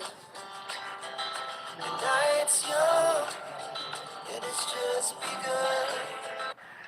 Hello, ladies and gentlemen, you are watching Adventure Word. I am Anthony, making a disclaimer from my side that this is the video I have created only for educational and promotional use, so that a visitor, a fan can gain more knowledge for the world. That's the concluding video, man. Geography of Spain. The history of Spain, from ancient civilizations to modern democracy, Spain's long and eventful history is the product of many civilizations. Iberians, Celts, Romans, Visigoths, and Moors, each leaving behind enduring cultural, architectural, and linguistic influences. Over thousands of years, Spain transformed from a prehistoric land of tribes into one of the greatest empires in world history, later experiencing decline, dictatorship, and finally a return to democracy in the 20th century. Prehistoric and early civilizations. Archaeological discoveries in Spain show evidence of human habitation dating back over 1 million years. The Atapuerca caves in northern Spain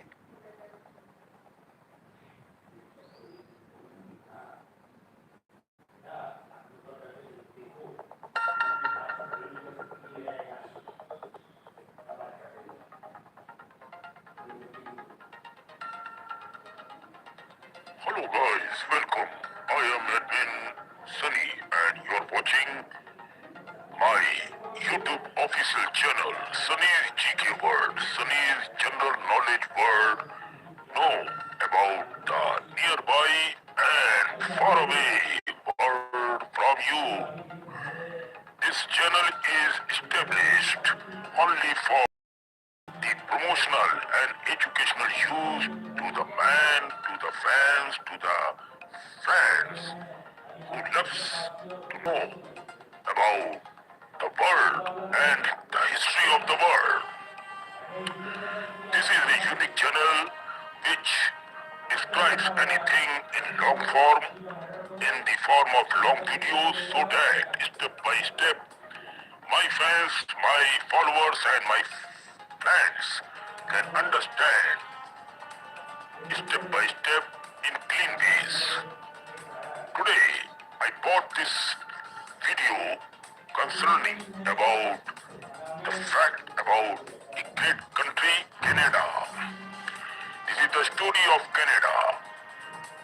Before starting this video further, I request you all that when we are taking hard work for my fans and followers around the globe, it's your duty to click on subscribe, bell and like these 3 buttons under any one video on this channel and share the link of video and channel on WhatsApp group, Facebook groups, Instagram and Pinterest groups.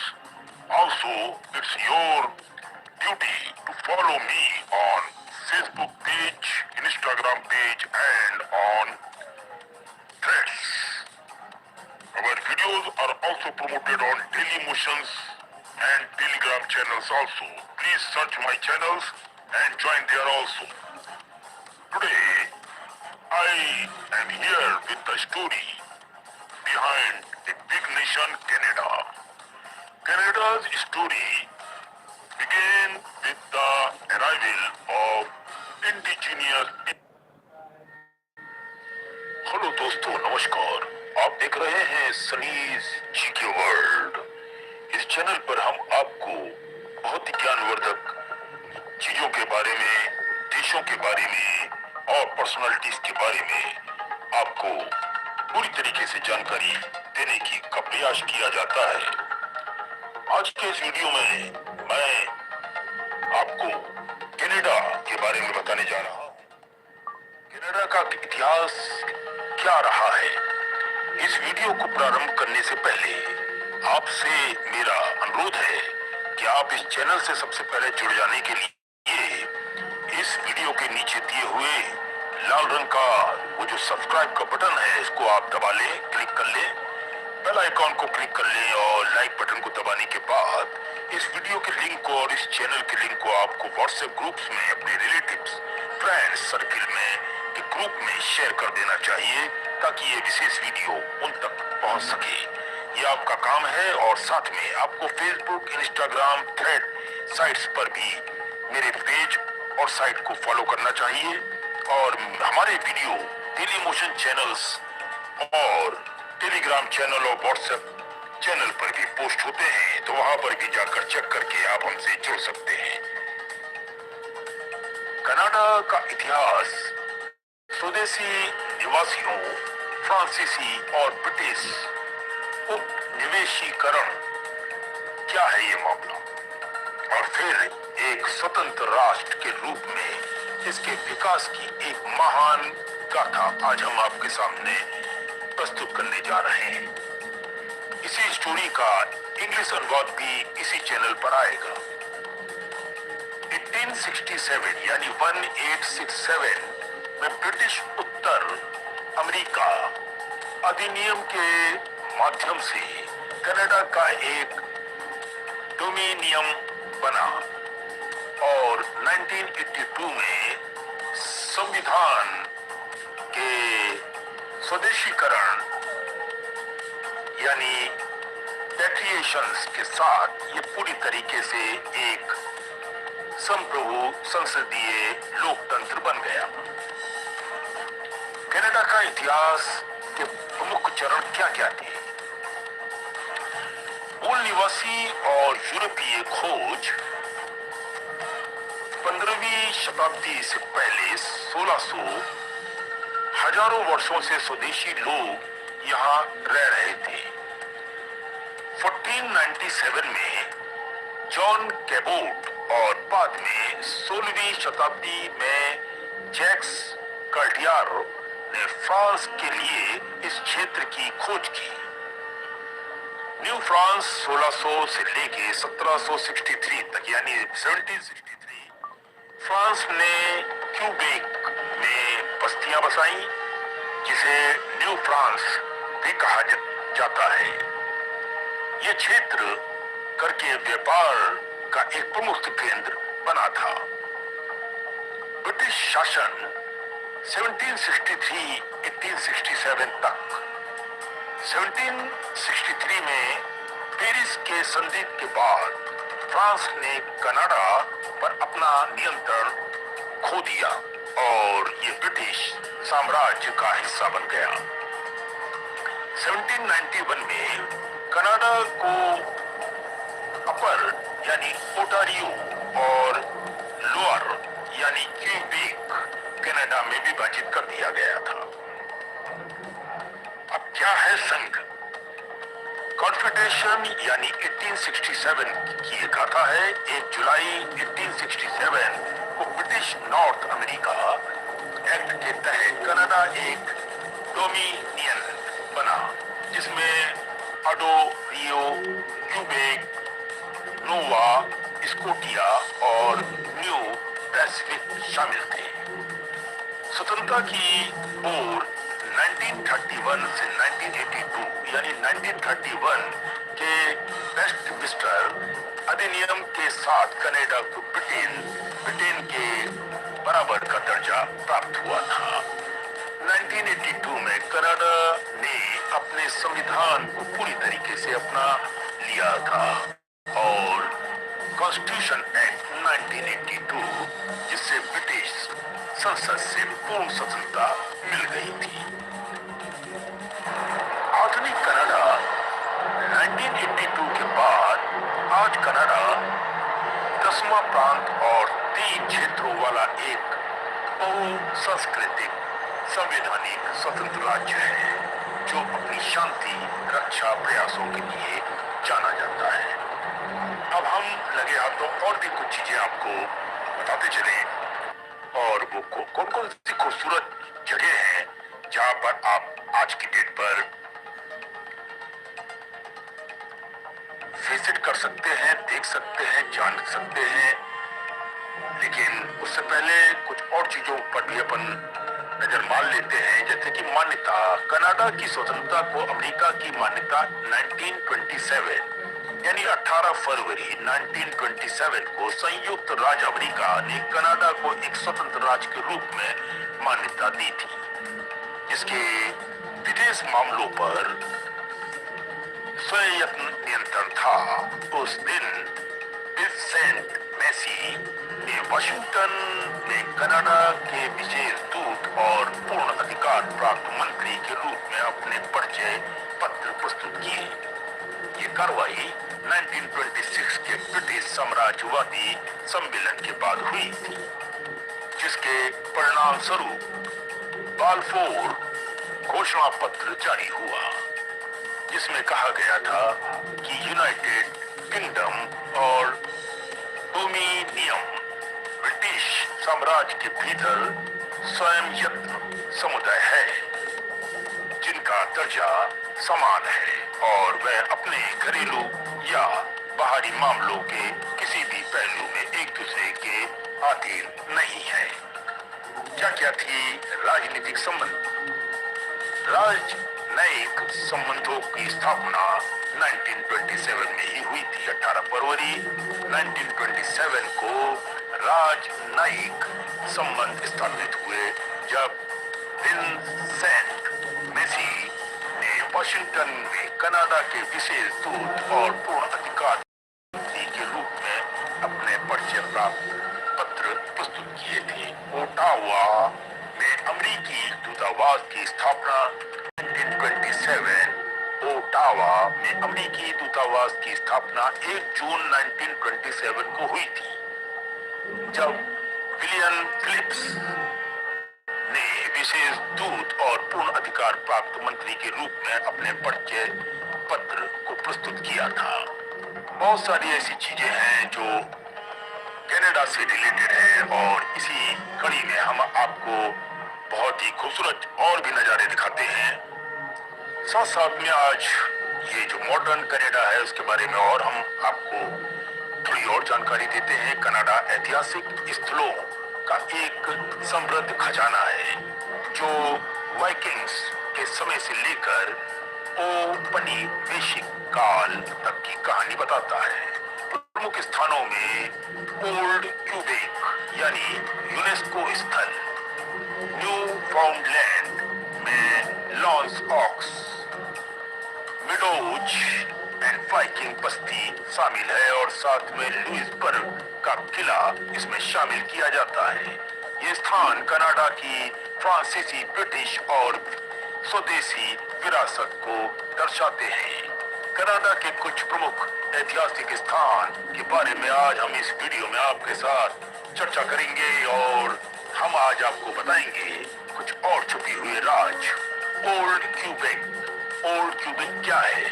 ये 17वीं सदी का एक ऐसा शानदार किला रहित शहर है जो अपनी दीवारों यानी फोर्टिफिकेशंस के लिए प्रसिद्ध है, जो उत्तरी अमेरिका में एकमात्र बची हुई दीवारें हैं। लॉन्स ऑक्स मेडोज ये न्यूलैंड के रूप में भी माना जाता है। ये उत्तरी अमेरिका में पहली नॉर्स वाइकिंग बस्ती है जो लगभग 1000 साल पुरानी है। लुइसबर्ग का किला यानी fortress of Louisbourg, Nova Scotia, ये 18वीं शताब्दी का एक विशाल पुनर्गठित फ्रांसीसी किला है जो उस समय के सैन्य और आर्थिक जीवन का जीवंत दृश्य प्रस्तुत करता रहता है। फोर्ट एनी क्या चीज है? फोर्ट एनी यह है नोवा स्कॉटिया में कनाडा के सबसे पुराने राष्ट्रीय ऐतिहासिक स्थानों के ऊपर अगर नजर डालें तो स्थानों में से एक जो कनाडा में यूरोपीय उपनिवेशीकरण के इतिहास को दर्शाता है। प्रिंस ऑफ वेल्स फोर्ट ये क्या है? Prince of Wales Fort Hudson Bay Company द्वारा 18वीं शताब्दी में निर्मित एक पत्थर का तारा आकार का की एक किला है। बहुत ही खूबसूरत देखने में हजारों पर्यटक हर साल वहां पर जाते हैं इन नजारों को देखने के लिए। ग्रीन गेबल्स हाउस एक साहित्य प्रेमियों के लिए एक प्रसिद्ध स्थान है जो लोकप्रिय उपन्यास एनी ऑफ ग्रीन गेबल्स से जुड़ा हुआ है। सीएन टावर ये भी एक ऐतिहासिक रूप से आधुनिक 1976 फिर भी ये कनाडा के इंजीनियरिंग विकास का एक बेमिसाल नमूना और प्रतीक के रूप में शामिल है। ऐसे शानदार जगहों पर देखने के लिए आपको कनाडा एक बार जरूर जाना चाहिए। कनाडा के इतिहास में और अट्रैक्ट करने वाली चीजें हैं जो अब मैं आपको बताने जा रहा हूँ। कनाडा और उसका समृद्ध इतिहास। किसी देश का इतिहास केवल पुरानी किताबों या भूले किस्से ग्रंथों में ही अभी तक माना जाता रहा है, बल्कि ये देश के हर कोने में व्याप्त है। आपको बस यही जगह ढूंढनी होगी। ये पुराना किला, सुरक्षित गली व स्मारक इस बात का प्रमाण है कि संघर्ष, विजय और दृढ़ता की कहानियां आज भी हमें आकार और आकर्षित करती रहती है। कनाडा भी इसका अपवाद नहीं है। स्वदेशी विरासत, औपनिवेशिक और विरासत और राष्ट्रीय निर्माण के महत्वपूर्ण क्षणों के मिश्रण के साथ ये एक ऐसे स्थान प्रदान करता है जहां अतीत आज भी पूरी तरीके से अपनी शान के साथ खड़ा हुआ है। इतिहास प्रेमियों के लिए ये नौ आकर्षण केवल मंचलित या दिल बहलाने के लिए नहीं है। ये बहुत ही शानदार जगह है, जैसे कि वाटोचे सच्चे चेवान। ये क्या चीज है? ये यहाँ पर 1885 में लोगों ने अपनी आखिरी लड़ाई लड़ी थी। जमीन पर आज भी उसके निशान मौजूद हैं। चर्च की दीवारों में गोलियों के निशान, जो छेद उसमें आज भी मौजूद हैं। जमीन में राइफल के गड्ढे, कब्रें बाकी कहानी बयां करती है। पैदल चले या उसी नदी में डोंगी की सवारी करे जिससे कभी रसद और सैनिक ले जाया जाते थे। लेकिन ये सिर्फ मैदान नहीं है, ये सामान्य में ठहर गया एक कुरुक्षेत्र यानी युद्ध क्षेत्र है। ये दिल दहलाने वाली कहानियों पर लिखा जाता है आज का भविष्य और आने वाला समय लोगों के लिए सिर्फ मात्र घूमने का स्थान बन जाता है। जैसे कि डॉसन सिटी यूक्रेन, इसकी भी कहानी बड़ी अजीब गरीब है। 1890 के दशक के गोल्ड रश ने इस शांत जगह को आग अराजकता में बदल दिया था और यहाँ पर मामले गंभीर हो गए थे। सोने की खोज में उमड़ पड़े लोग ऐसे सपनों को पीछा करते हुए जिन्होंने कुछ को बर्बाद कर दिया और दूसरों को समृद्ध बना दिया और खुद कंगाल हो गए। ये सब दास्तान आप देखते रहे और इस तरह की हालात। और आज एक खूबसूरत शहर, एक खूबसूरत देश जिसे कहते हैं कनाडा, आज दुनिया के सामने खड़ा हुआ है, जहां जगह जगह कोने कोने से लोग आज भी वहां पर जाकर अपना मन बहलाने का काम करते हैं। ये कोई मामूली बात नहीं है। आज कनाडा एक खूबसूरत राज्य के रूप में हमारे सामने मौजूद है और अब इसी का हम आपको इंग्लिश अनुवाद सुनाते हैं। Indigenous, Native people, and colonial past. These sites help us understand how Canada developed culturally, politically, and historically over hundreds and even thousands of years. Some of the most famous historical landmarks include Old Quebec, L'Anse Meadows in Newfoundland, the Fortress of Louisbourg in Nova Scotia, and Parliament Hill in Ottawa. Each place represents a different part of Canada's rich history. Below is an explanation of some of the most famous historical sites in Canada. 1. Old Quebec, UNESCO World Heritage Site. Old Quebec is one of the most historic areas in Canada and is recognized as a UNESCO World Heritage Site. The city has a strong European feel because of its 17th century architecture, narrow stone streets, and fortified walls. One of its most famous landmarks is the Chateau Frontenac, a grand historic hotel that overlooks the St. Lawrence River. Walking through Old Quebec feels like stepping back in time to the early days of French colonial Canada. 2. L'Anse Meadows, Newfoundland. L'Anse Meadows is extremely important historically because it is the only confirmed Viking settlement in North America. Archaeological discoveries show that Norse explorers from Scandinavia lived here around 1,000 years ago. The site contains reconstructed Viking buildings and artifacts that reveal how these early explorers lived, worked, and traveled. It provides strong evidence that Vikings reached North America long before Christopher Columbus. 3. Fortress of Louisbourg, Nova Scotia. The Fortress of Louisbourg is a large 18th century French fortress located on Cape Breton Island in Nova Scotia. During the colonial period, it was an important military and trading center. The fortress played a major role in the conflicts between France and Britain for control of North America.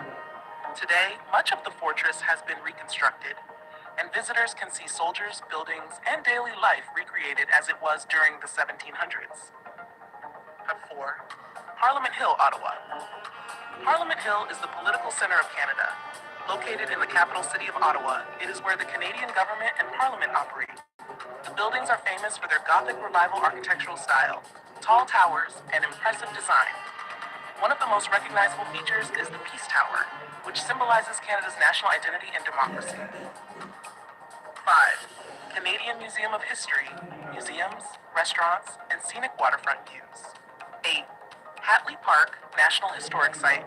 Victoria Hatley Park is a beautiful historic mansion with large gardens and scenic landscapes located in British Columbia. Built in the early 20th century, the estate is now part of Royal Roads University. The site is admired for its architecture, historical significance, and natural beauty. Conclusion. These historical places provide visitors with a unique opportunity to understand Canada's cultural, political, and historical journey. From Viking settlements and Indigenous heritage to colonial forts and modern government buildings, each site tells a different story about how Canada developed into the nation it is today. Exploring these landmarks helps people appreciate Canada's diverse past and rich cultural heritage. Hello, ladies and gentlemen, I hope you love this video. Before leaving the video, I request you once again to hit the subscribe and like this video and share this video. And the link to our channel on WhatsApp, Facebook, Instagram, and Twitter. So that understand the face on it and you go. Thank you so much. Keep loving the world and keep supporting.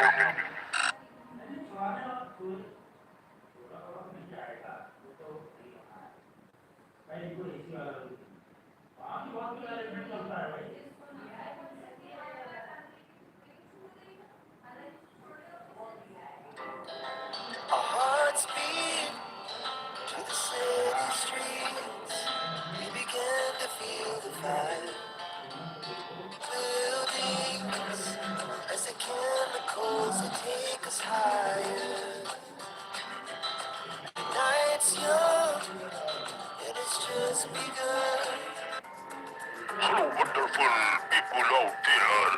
Today I am here at Miss Sunny, and you are watching my General Knowledge channel, Sunny's General Knowledge Miss Sunny GK World. My friends, today I bought a very, very important topic, and that is the history of entire Europe.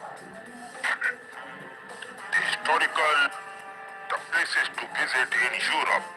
So, due to the fact this video is too long to handle, and that's why I have decided to take some help from other sites. But this is my creation, and I have created this video only for educational use and to pick up the lives of many or thousands of newcomers, those are facing the problem of deep general knowledge in their lives. So I have decided to make this beautiful video for that. Hope you love it, and I only request you to, if you liked any single part of the video, please hit the subscribe bell and like below this video, and your job is to share the video link on your WhatsApp groups in between your family and friends around the globe, and also follow my Facebook, Instagram, and Thread pages. And one more thing, we also upload our videos on Dailymotion channels and on Telegram channel. So make sure to hit the subscribe button, like, and let's begin this beautiful video at Miss Sunny here. Let's start. The ultimate guide to historical places to visit in Europe. Europe is a living museum. islands, mountains, and countryside, you will find layers of civilization built upon one another. From prehistoric stone circles and Greek temples to Roman arenas, medieval castles, Renaissance cathedrals, and powerful 20th century memorials. Each monument reflects political power, religion, art, war, trade, and human ambition. Below is a detailed exploration of the most important historical places to visit in Europe, organized by era and region. Prehistoric and ancient Europe image. 1. Stonehenge, England. Stonehenge, built between 3000 and 2000 BC, Stonehenge remains one of Europe's greatest prehistoric mysteries. Massive standing stones, some transported over 150 miles, are arranged in a circular formation aligned with the summer and winter solstices. Archaeologists believe it functioned as a ceremonial and astronomical site. Visiting at sunrise or sunset offers a powerful connection to Europe's earliest spiritual traditions. 2. Acropolis of Athens, Greece. Acropolis of Athens. The Acropolis represents the height of classical Greek civilization. 5th century BC. It includes the iconic Parthenon, dedicated to the goddess Athena. The harmony, balance, and precision of its design shaped Western architecture for centuries. The Acropolis Museum nearby deepens understanding of ancient democracy, philosophy, and art. Colosseum, Rome. Colosseum, constructed between 70 to 80 AD. This massive amphitheater could seat over 50,000 spectators. Gladiator contests and dramatic performances showcased Roman engineering brilliance and imperial power. Nearby Roman Forum ruins allow visitors to walk through the political heart of ancient Rome. Now 4. Pont de Garde, France. Pont de Garde, a three-tiered Roman aqueduct bridge built in the 1st century AD. It demonstrates Rome's advanced infrastructure. It once carried water over 30 miles to the city of Nice. Now 5. Italy, Pompeii. When Mount Vesuvius erupted in 79 AD, Pompeii was frozen in time. Streets, homes, frescoes, rock, and even food were preserved under volcanic ash. It offers an intimate glimpse into daily Roman life. Byzantine and medieval Europe image. Number 6. Hagia Sophia, Turkey. Hagia Sophia, built in 537 AD. Hagia Sophia was the world's largest cathedral for nearly a millennium. Its enormous dome and golden mosaics symbolize Byzantine architectural genius. It later became a mosque and now functions as a mosque again, reflecting layers of religious transformation. Number 7. Notre Dame Cathedral. Notre Dame Cathedral, a masterpiece of Gothic architecture in the 12th and 14th century, features flying buttresses, rose windows, and sculpted gargoyles. It represents medieval Christianity's spiritual power. 8. Alhambra, Spain. Alhambra. This 13th century Moorish palace complex showcases Islamic art in Europe. Intricate tile work, peaceful courtyards, and water gardens reveal the sophistication of Al-Andalus culture before Spain's Christian reconquest. Tower 9. Tower of London, England. Tower of London. Founded by William the Conqueror in 1066, it served as royal palace, fortress, prison, and treasury. Today it houses the crown jewels. Number 10. Doge's Palace, Italy. Doge's Palace, political center of the Venetian Republic. It reflects Venice's maritime power. Gothic architecture combined with Renaissance art makes it unique. Renaissance and Baroque Europe image. 11. Sagrada Familia, Spain. Sagrada Familia, designed by Antoni Gaudí in 1882. This basilica blends Gothic and Art Nouveau styles. Its organic shapes and symbolic facades make it one of Europe's most distinctive churches. 12. Lecce, Italy. Lecce, often called the Florence of the South. Lecce's Baroque churches feature intricate stone carvings and dramatic facades. 13. Palermo Cathedral, Sicily. Palermo Cathedral, a mix of Norman, Arab, Gothic, and Baroque styles, reflecting Sicily's multicultural past. 14. Valley of the Temples, Sicily. I'm sure that you are getting good knowledge about the world and keep on enjoying one thing I want. Hit the subscribe and the like below this video. For enjoying the videos for like that. Europe's highest active volcano, shaping Sicily's agriculture and folklore. 17. Truly of Alberobello. Truly of Alberobello.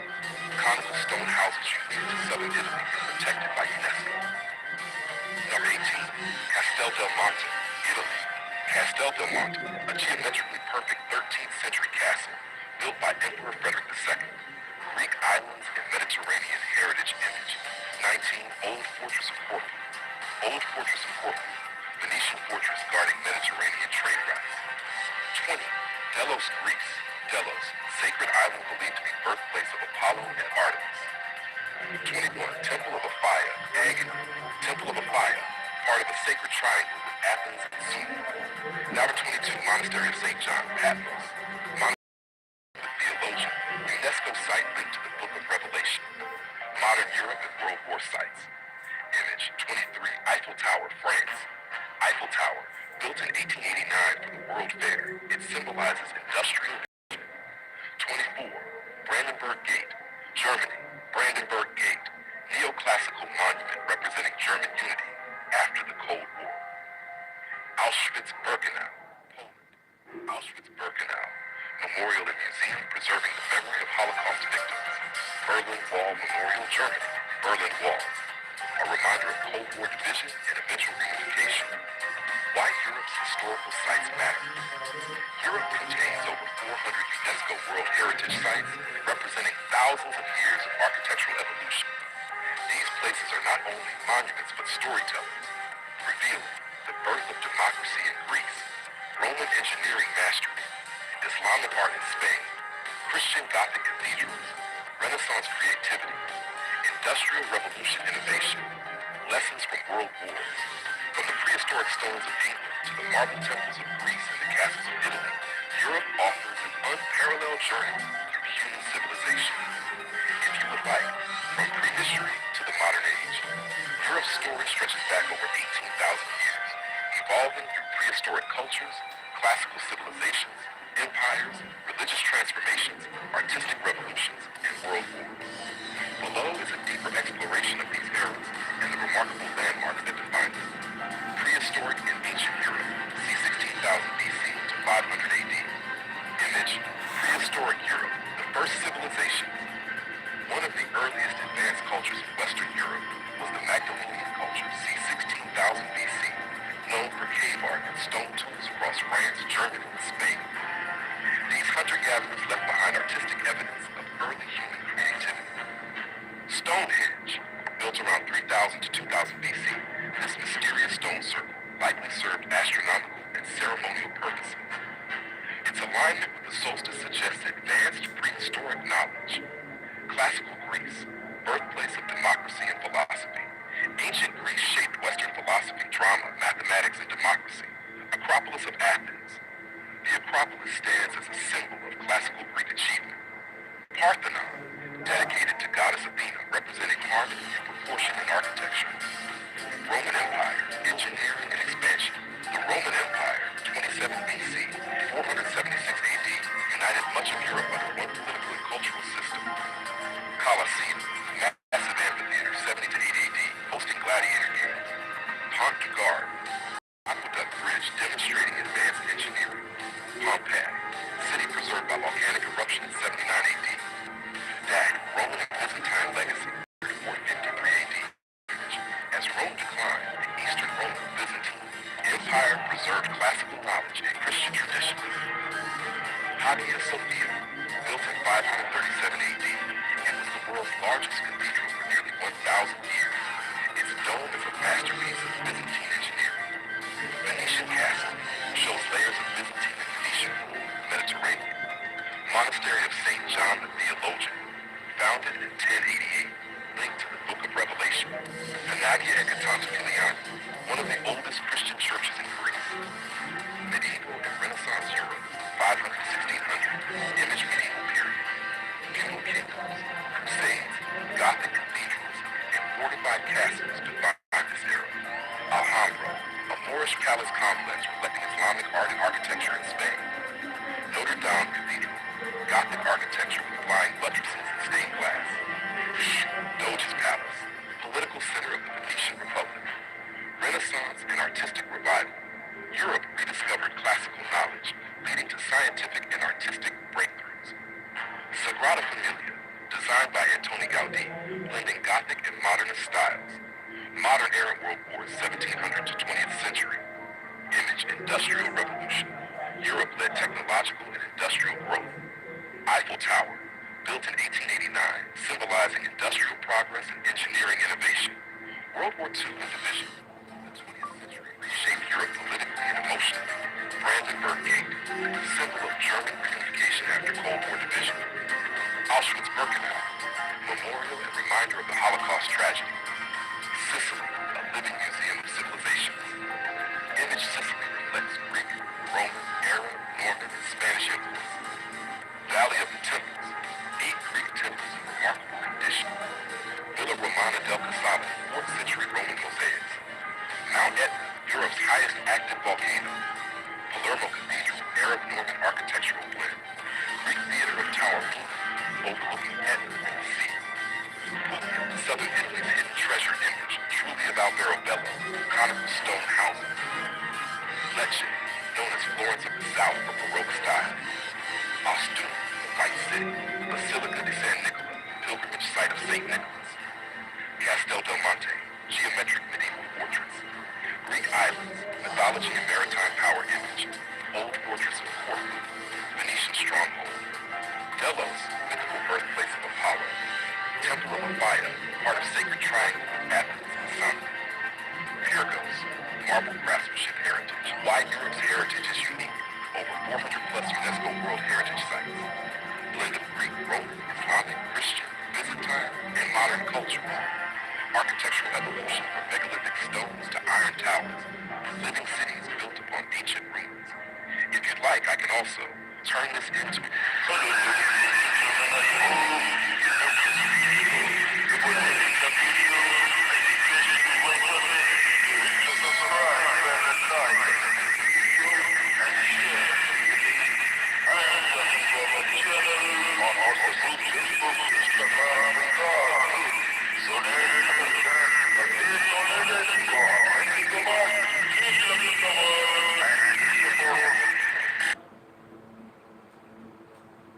Of any kind.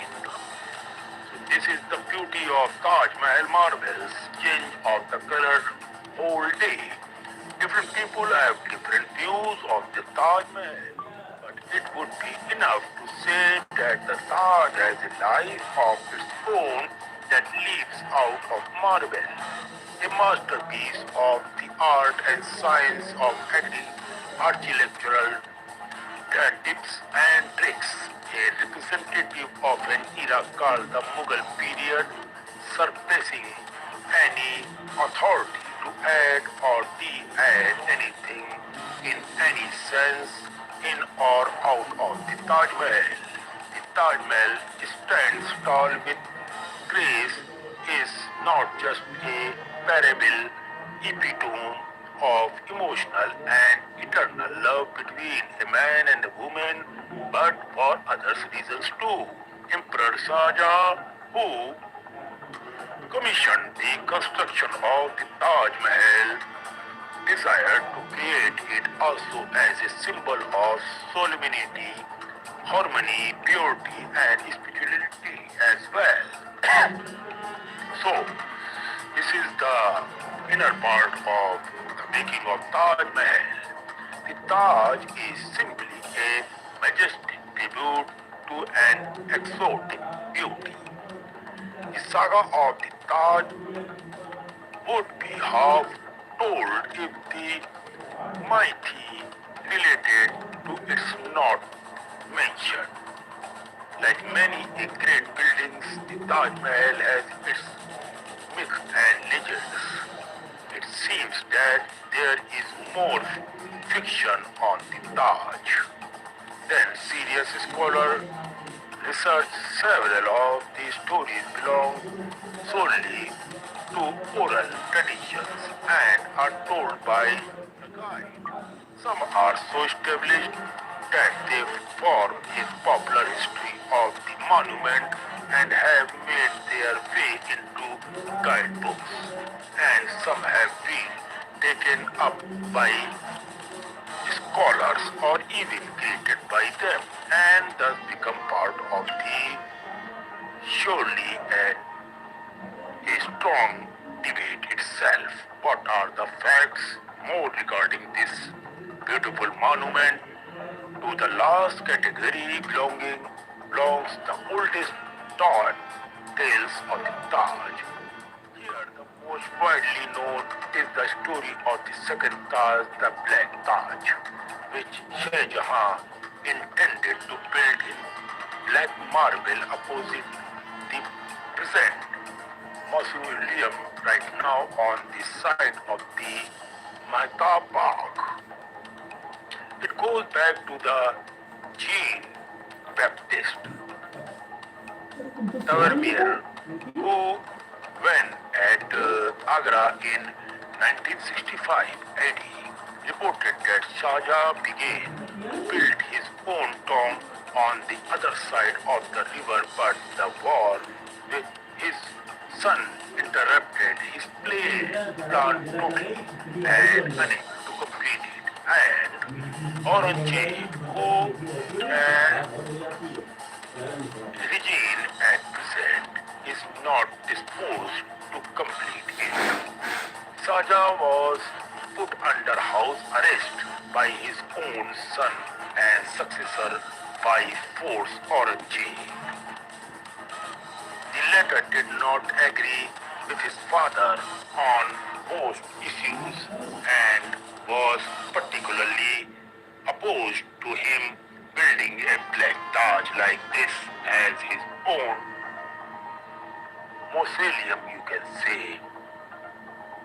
Or, upon Shah Jahan's death, Aurangzeb made the body of the emperor, who got the body of his beloved Mumtaz, is a golden casket from Burhanpur to Agra, carried in a boat by only two men and buried him in the Taj next to his wife is probably the simplest manners. Saja, the emperor who fulfilled the wishes of his beloved, could not find fulfillment of his own wish to build a black Taj to express his mourning for the beloved Queen Mumtaz Mahal even after his death.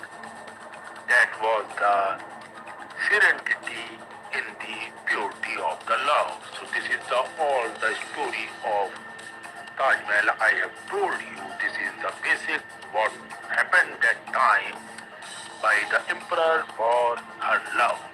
I hope you loved it and please make sure to hit the subscribe bell and like below this video so that I will be bringing another good video very soon. And also share the video link on WhatsApp group, Facebook, Instagram and on other groups. Thank you so much.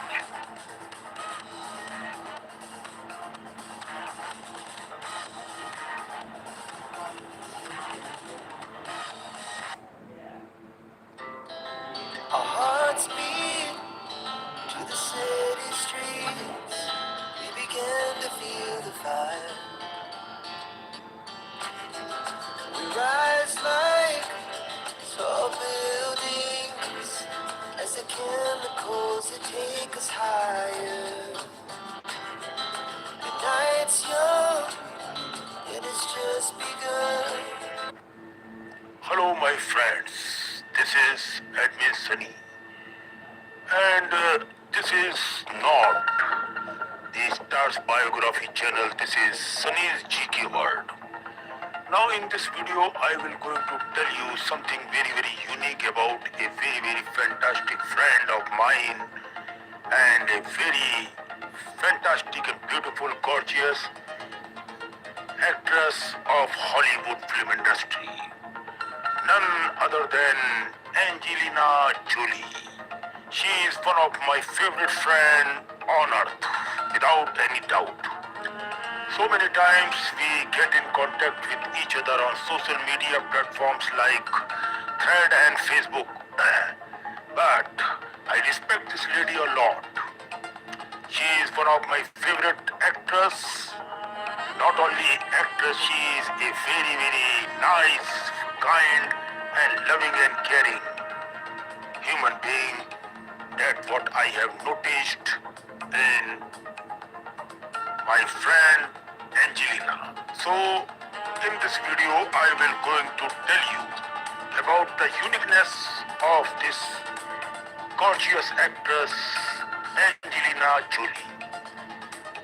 Angelina Jolie is often described as many things at once: an action heroine, a heartbreaker, a mysterious rebel, a humanitarian, and a woman who has reinvented herself behind the glamorous image of the Tom Ryder star lives a life filled with turmoils, bold choices, deep struggles, and remarkable resilience.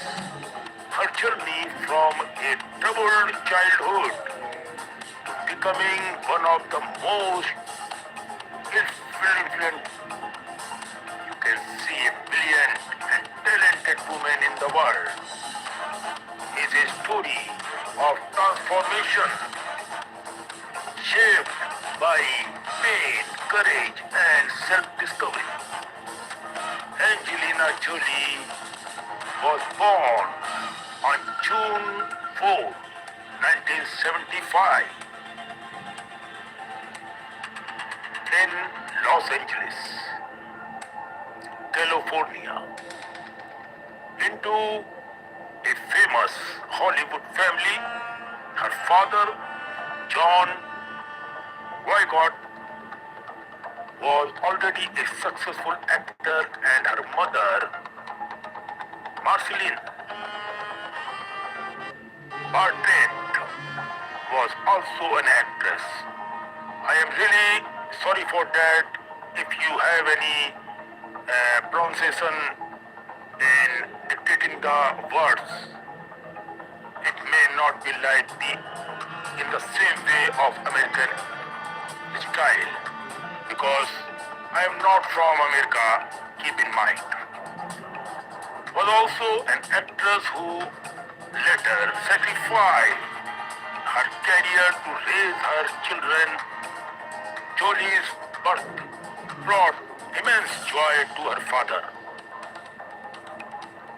who later recalled holding his newborn daughter and feeling that she looked very wise, like an old friend. These are few beautiful words by his father, told very wise like an old friend. Her godparents included well-known actors Jacqueline Bisset and Maximilian, and her extended family was filled with artists and performers, making acting almost inevitable. Despite this glamorous background, Jolie early life was far from stable. Her parents' marriage fell apart shortly after her birth, mainly due to her father's decision when Angela was just 1 year old. Her parents divorced. That was the very bad patch of the life. I am sorry to say, but I don't like all this divorce and all. Once you got married, you have a child, it's your duty to perform the whole life with each other. Divorce is a dark spot in human's career. As per my choice, I am not interested for all these useless things. Is you are destroying your own life as well as others' life. This is my rule, but the whole world cannot be motivated by my rule. This is my another rule. And her mother moved away with Angelina, and her brother James Heaven, while John Hogarth's career continued to flourish. Marceline devoted herself entirely to raising her children, instilling them independent and emotional openness. Jolie grew up in a relatively liberal household, raised as a Catholic but never forced into strict religious practices.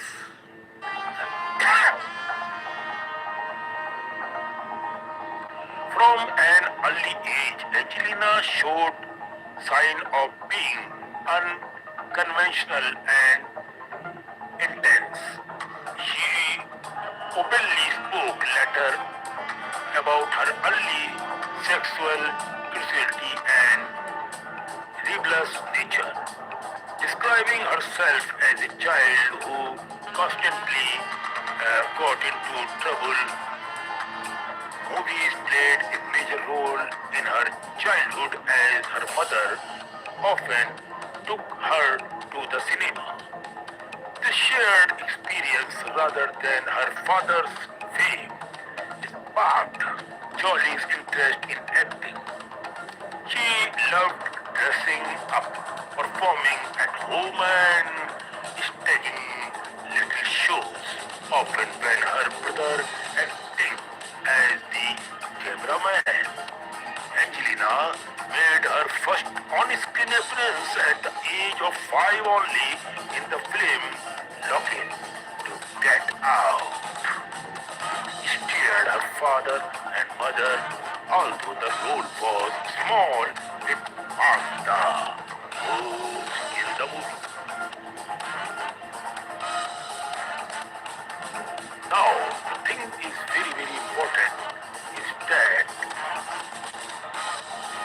when marked by emotional instability and troubling behavior, Jolie later admitted to being careless and even cruel with animals, a reflection of the inner chores she struggled with. She developed an unusual fascination with knives and weapons, an interest that began at a renaissance, you can say, fair and followed her into adolescence, sometimes with dangerous consequences. As a teenager, Jolie felt alienated and out of place, especially after returning to Los Angeles and attending Beverly Hills High School. Suddenly, surrounded by wealthy students, she felt like an outsider due to her family's modest income. She was teased for being thin and wayward and so on. Various types of words used that time, which I cannot dictate here, which deepened her sense of isolation. After early modeling attempt failed, she transformed to an alternative school where she embraced a punk identity, dressed in black, and moved slowly and surely, and openly rebelled against social norms. During his period, Jolie struggled deeply with her mental health. She experienced depression, self-harm, and destructive impulses, eventually seeking therapy and receiving a diagnosis related to social psychopathy and tendencies that time. Despite these challenges, her mother encouraged her to channel her emotions into acting. Jolie enrolled at the Lee Starberg Theatre Institute where she studied method acting of 2 years. Though she eventually left due to lack of experience, the training laid the foundation for her intense and immersive acting style. Johnny's early personal life was equally turbulent. She entered a serious relationship at a very young age, and her mother allowed the couple to live together to avoid rebellion and emotional distance. By 60, Jolie began repairing her relationship with her father, who became a mentor in her acting ambitions. She briefly returned to the modeling and appeared in music video and student films, slowly building confidence and exposure. Her first major film role came in 1992 with Cyborg 2, a low-budget sci-fi sequel, you can say. Although she was excited to star in her first Hollywood lead role, but she was deeply disappointed by the final result and later described feeling physically ill after watching it. The film was a critical and commercial failure, but it marked an important turning point. Angelina dropped her father's surname and became now professionally as Angelina Jolie. This is the name she got by this sense. Now this is important turning point. Angelina dropped her father's surname and became known professionally as Angelina Jolie.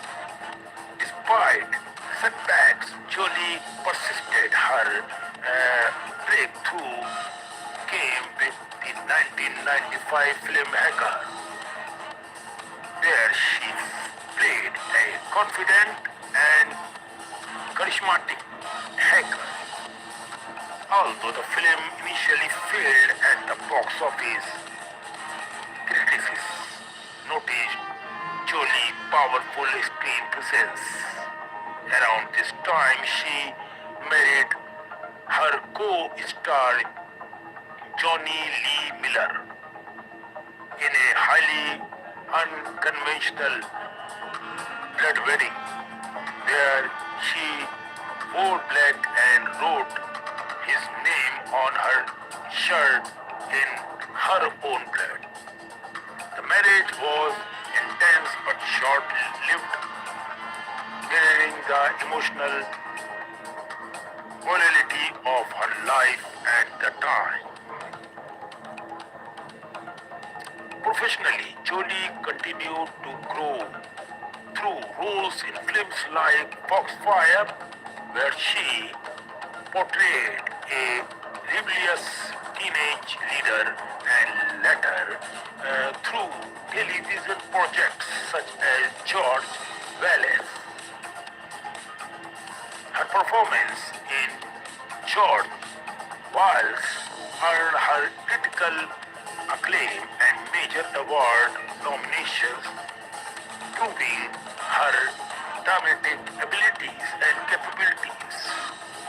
This success led to her casting in HBO's biological film Gia, where she portrayed troubled supermodel Gia Karengi. The role of Gia became a defining moment in Jolie's career. Drawing from her own struggles, she delivered a raw and haunting performance that stunned audience and critics alike. The film earned her a Golden Globe, a Screen Actor Guild Award, and this is a very, very important turning point, and Emmy nomination.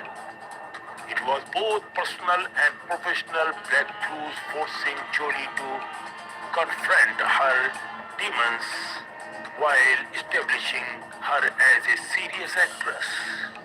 As ultimate rise to global fame came and Girl with Girl interpreted 1999, playing the violent and magical Lisa Raw. Jolie dominated the screen and stole focus from the film lead. Her performance earned her the Academy Award for Best Supporting Actress along with multiple other honors. At just 24 years old, Angelina Jolie had reached the peak of the Hollywood recognitions. That's beautiful. This is the quality of this great lady and my best friend ever. Through fame, or controversy, intense media security, and public misunderstandings, it also marked the beginning of Jolie's transformation from a troubled teenager and self-destructive young woman. She evolved into a globally respected actress and humanitarian, and her later work as a goodwill ambassador. Her advocacy for refugees and her dedication to for the human beings causes would redefine her public image entirely. Angela Jolie's life story is not one of simple success but of constant struggle throughout the life and with a heavy high quality courage in Angela I saw myself right now. She is a brilliant, talented and courageous woman on earth. And as a friend I promise her if whenever she looks by this video, I am with you, my lovely friend. Her journey proves that even the most broken beginnings can lead to a profound purpose, and that true strength often comes from facing one's darkest moment head on. So don't you worry, you have to struggle your life. Life is never easy for anyone. So this is some story and realities about this beautiful, gorgeous, talented friend of mine. I salute to this gorgeous, talented friend, not only because she is a Hollywood great actress. Oh, no. I appreciate because I know her somewhat as a good human being, caring, loving, and thinking woman. She is what I have noticed as a friend of Angelina. Love you, love you, love you. One more thing. The people, the person, the lady, the girls who feels that marriage is all everything, you are wrong. Care, feelings, wait for a good friend who takes you on and on with strong remarks and who touches you, who stops you if you do something wrong is a true and pure love. That's what I have for Angelina Jolie. God bless you and always with you. Love you, madam. Thank you, and it's sunny here.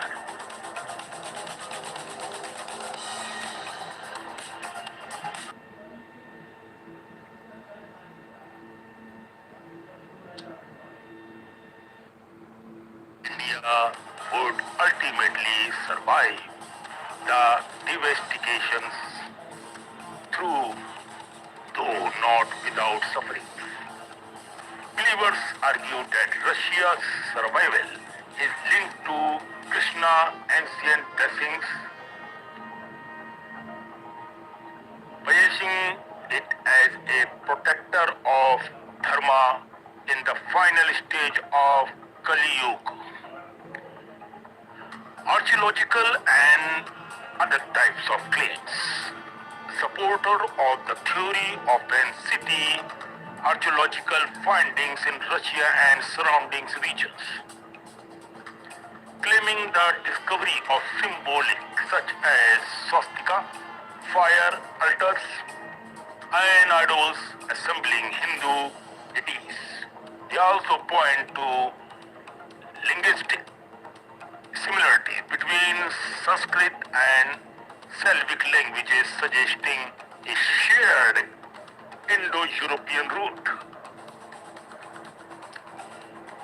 Mainstream archaeological and linguistic to acknowledge Indo-European connections but do not support the conclusion that ancient Russia was a Hindu civilization. These interpretations remain speculative and are often criticized by so many selective using evidences. Hinduism in modern Russia. In recent decades, Hindu philosophy, especially through ISKCON and the Bhagavad Gita, has gained followers in Russia, while Hindus remain a small minority. Interest in yoga, Vedanta, and Krishna consequences has increased Russian tradition and towards the view of Bhagavad Gita are widely read not only by Hindus but also by spiritual seekers. Some enthusiasts interpret this culture interest as fulfillment of prophecy. However, from an academic perspective, this trend is better understood as part of global spiritual exchange rather than religious transformation of a nation. Now, what is the conclusion at the last? It is very, very important. Conclusion, faith, symbolism, and the future.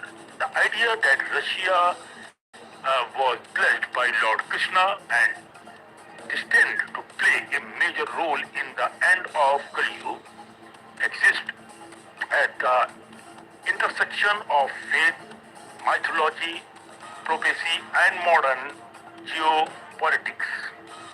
For believers, ancient texts are not merely stories but coded timelines of humanity's faith. For sketchbook, these interpretations reflect symbolic thinking applied to contemporary anxiety. What is certain is that ancient sculptures like the Mahabharata and texts such as the Bhavishya Malika continue to influence how people interpret the present and imagine the future. Whether these prophecies are destiny or metaphor remains an open question right now. One that ultimately depends on personal beliefs rather than historical proofs. If everything is already written, the final question remains, are we moving blindly towards fate, or do we still have the power to choose a different path? Depends on you, what you choose. So this is the story which I took for my fans and friends around the globe. Please hit the subscribe bell and like below this video so that you never miss the upcoming mythological or different type of stories on Sunny GK World. Keep supporting and also follow my Facebook page, Instagram, thread, and our videos are also launched on Daily Motion channels. You can see you will get somewhere there on Daily Motion sites, and also we are launching Telegram channel very soon. So till then, take care, bye bye, love you all.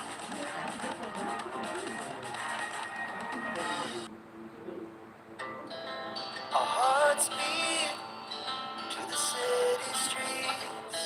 We began to feel the fire. We rise like tall buildings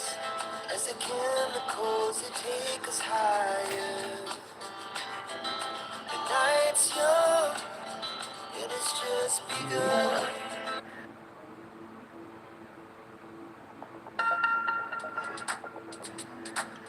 Hello, ladies and gentlemen. This is Admin Sunny, and you're watching Sunny's GK World. Means Sunny is the channel which blogs general knowledge of the entire globe.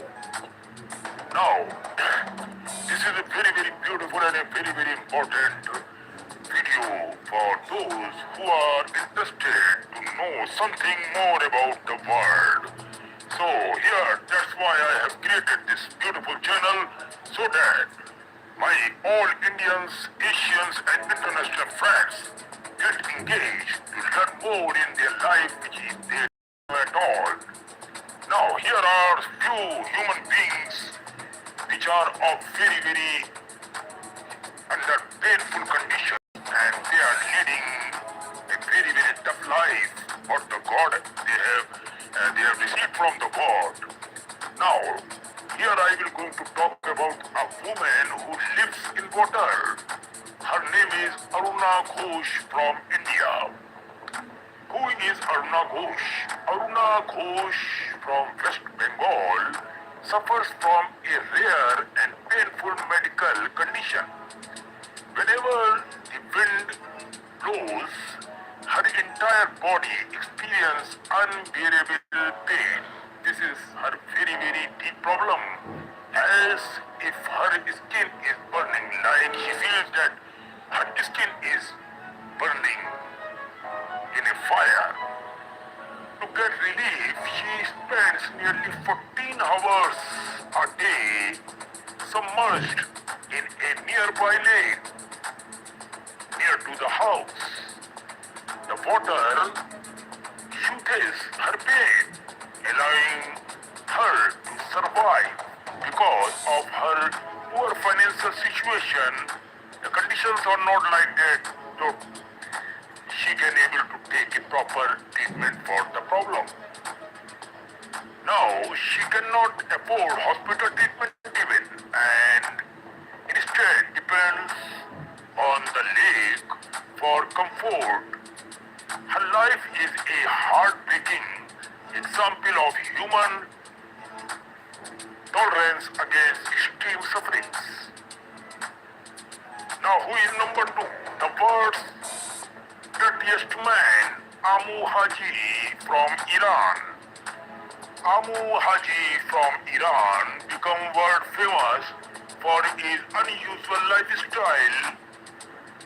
He reportedly lived to be around 87 years of age right now. Though the text says 181 and had not bathed since 1954. He has not taken any bath. Now this is very, very ridiculous to watch and listen about this. More than 60 years man, he has not taken bath. He feared that bathing or coming into contact with water would make him sick. So he avoided it completely. This is a human mentality when in problem. Layers of dirt covered his body, man. He also hated fresh food and water. Instead, he drank animal urine and ate decayed meat. To trim his hair, he would burn it using fire rather than cutting it and using water somewhat. He preferred to sleep and rest in dirty surroundings. His strange habits made him known as the world's most dirtiest man ever. Now, here comes number three. The man who lives in an iron lung, Paul Alexander, USA. Paul Alexander from USA. Actually, Paul Alexander is from Texas, USA. Contracted polio when he was 6 years of age. The disease paralyzed his lungs, leaving him unable to breathe naturally since the year 1950s. he has lived inside an iron lung, a large metal machine that helped him to breathe. For over 70 years, Paul has lived inside this device. He studied, became a lawyer, and even wrote a book of all while being confined to the mansion. His story is one of extraordinary perseverance and adaptation to a mechanical life. Now here comes number 4, the man who lives in a swamp. Now he is Miguel Restrepo from Colombia. Now Miguel Restrepo, a former drug addict from Colombia, decided to live in a sewer tank with his wife and dog. The sewer, just 3 meters long, has become their home for over 20 years now. He once lived on the streets and struggled with addictions. When he decided to quit drugs, his family and friends abandoned him, left with no money or home. He made the sewer his shelter. Inside, he has built a small kitchen, an oven, a TV, and even electricity. He decorates his home during festivals, proving that happiness does not always depend on luxurious life or from palace or from any well-cemented house.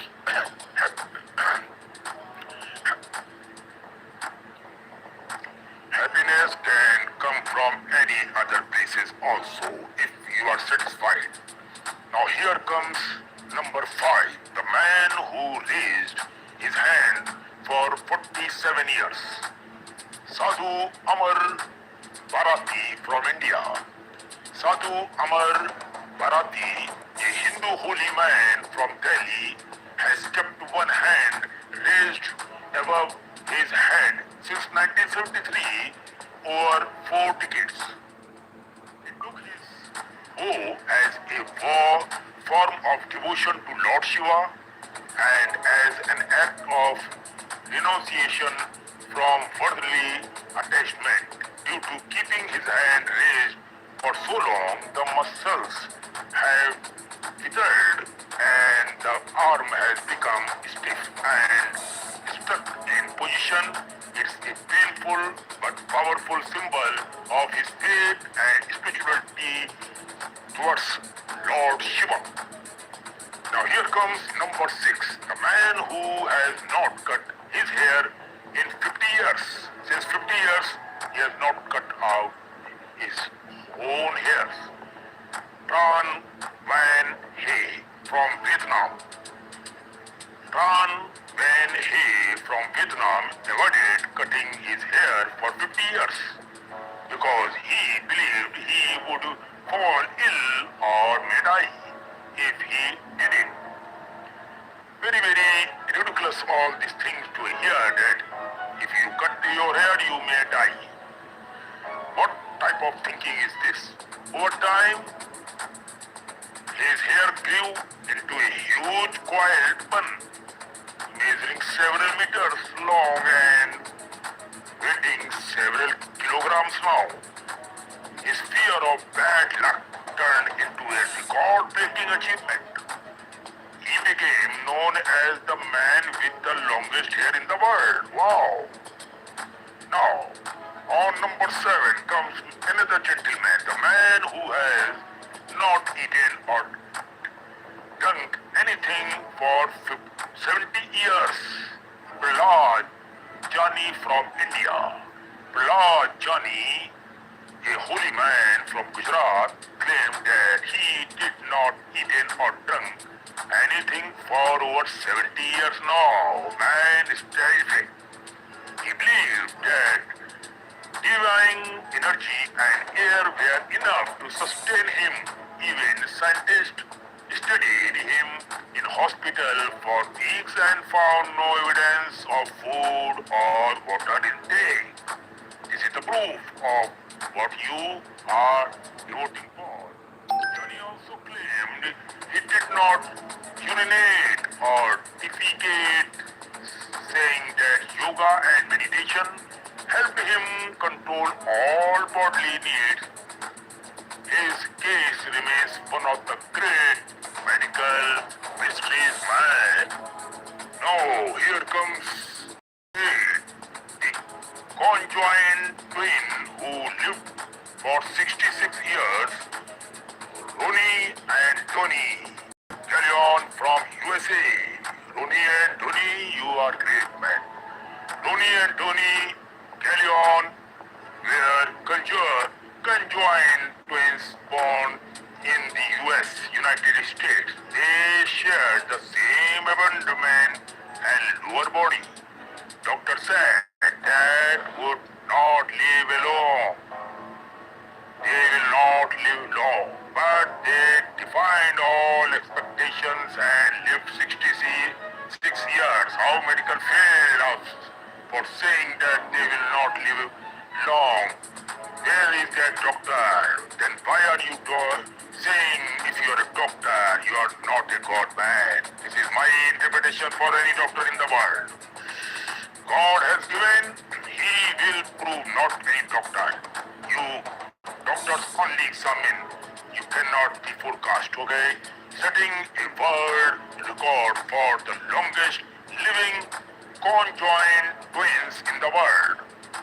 They performed in very serious during their youth and later become local celebrities for their resilience and cheerful attitude towards their life. Beautiful, very nice.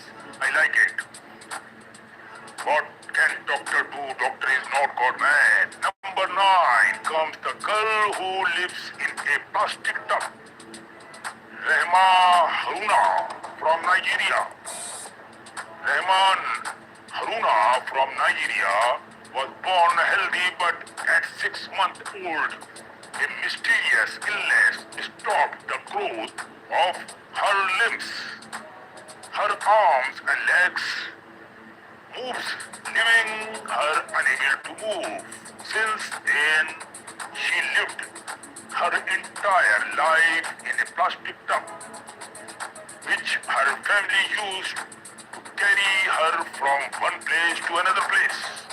Despite her condition, she smiled and dreamed of owning a small grocery store. Wow. Her story inspired millions worldwide before she sadly passed away at the age of 98. So sorry for that. God will give you another chance, another life. My wishes, my prayer for this beautiful girl. So don't worry, I pray for your soul and your sunny here. Don't you worry. The man who lives alone in Antarctica is Alan, Antarctic researcher. Finally, there Alan, a man who lives entirely alone in Antarctica, one of the coldest and most desolated place on earth. He worked as a researcher or station keeper, surrounded only by snow and ice. No trees there, no animals there, and no other human for hundreds of miles from the area.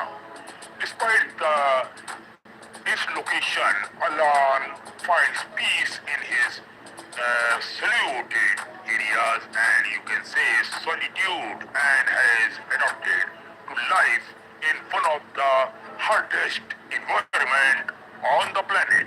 Now, these are 10 gentlemen about which I have talked about. Now, the conclusion here is this story shows that the world is full of incredible and unusual individuals who live in ways most of us can't imagine, man. Where by choice, by faith, by circumstances or by illness, each one of them teaches a unique lesson. Haruna reminds us of strength in pain. Number two, Amu Haji of defense against norms. Number three, Paul Alexander of courage in limitations. Now, next one is Miguel Restrepo of hope is poverty. Another one is Amar Arati of spiritual devotion. Dan Van Hay of faith in superstitions and Prahlad Jani of mystery beyond science. Ronnie and Donnie, the two brothers of brotherhood in unity. Rema Haruna of acceptance and the grace. Alan of endurance in loneliness. They are living or we are living. Testaments being to how was. He said it is a dramatic lifestyle and it goes like that with the God has provided. This is Admin Sunny saying goodbye to all my fans and friends who are watching my video. Before leaving this video, I only request to hit the subscribe bell and like under this video so that you never lose the upcoming another story on this channel, and make sure to hit the subscribe bell and like on my all other music channel also, movie channel. Sunny's Explain Movie channel is just launched so that you can understand the movie story fully in my style. Thank you so much for watching this video and make sure to follow the Facebook page, Instagram page, Thread page, and take care of yourself. Bye. Hello ladies and gentlemen, I hope you love this video. Before leaving the video, I request you once again to hit the subscribe bell and like under this video and share this video link and the link of the channel on WhatsApp group, Facebook, Instagram, and so that others learn the same knowledge as you got. Thank you so much. Keep loving the world and keep supporting. Our hearts beat to the city streets. We began to feel the fire. We rise like tall buildings as the chemicals they take us higher. The night's young and it's just begun.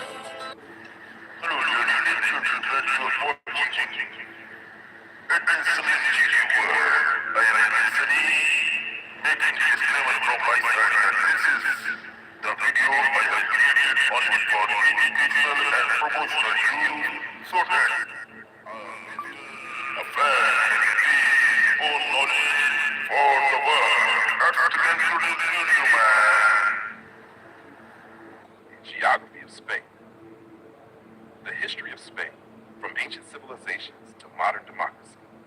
Spain's long and eventful history is the product of many civilizations. Iberians, Celts, Romans, Visigoths, and Moors, each leaving behind enduring cultural, architectural, and linguistic influences. Over thousands of years, Spain transformed from a prehistoric land of tribes into one of the greatest empires in world history. Later experiencing decline, dictatorship, and finally a return to democracy in the 20th century. Prehistoric and early civilizations. Archaeological discoveries in Spain show evidence of human habitation dating back over 1 million years.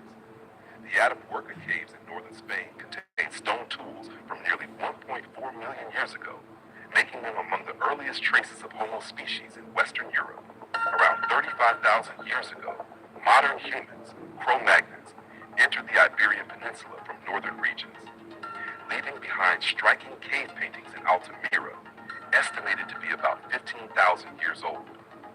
During the Neolithic and Bronze Ages, settlements such as Las Milares and El Argar flourished in eastern Spain, showcasing early social organization and metallurgy. Around 2500 BCE, nomadic tribes from the corded ware culture migrated into the peninsula, introducing new technologies, forced domestication, and possibly replacing much of the local male population, as suggested by modern DNA studies. Before the Roman era, the Iberian Peninsula was home to diverse groups. Iberians in the east, Celts and Celtiberians in the northern interior, Tartessians in the southwest, Lusitanians in the west, and Basques in the Pyrenees. Meanwhile, seafaring traders from the Phoenician, Greek, and Carthaginian civilizations established colonies along the coast, beginning around 1100 BCE. The Phoenicians founded Gadir, modern Cadiz, one of the oldest continuously inhabited cities in Europe.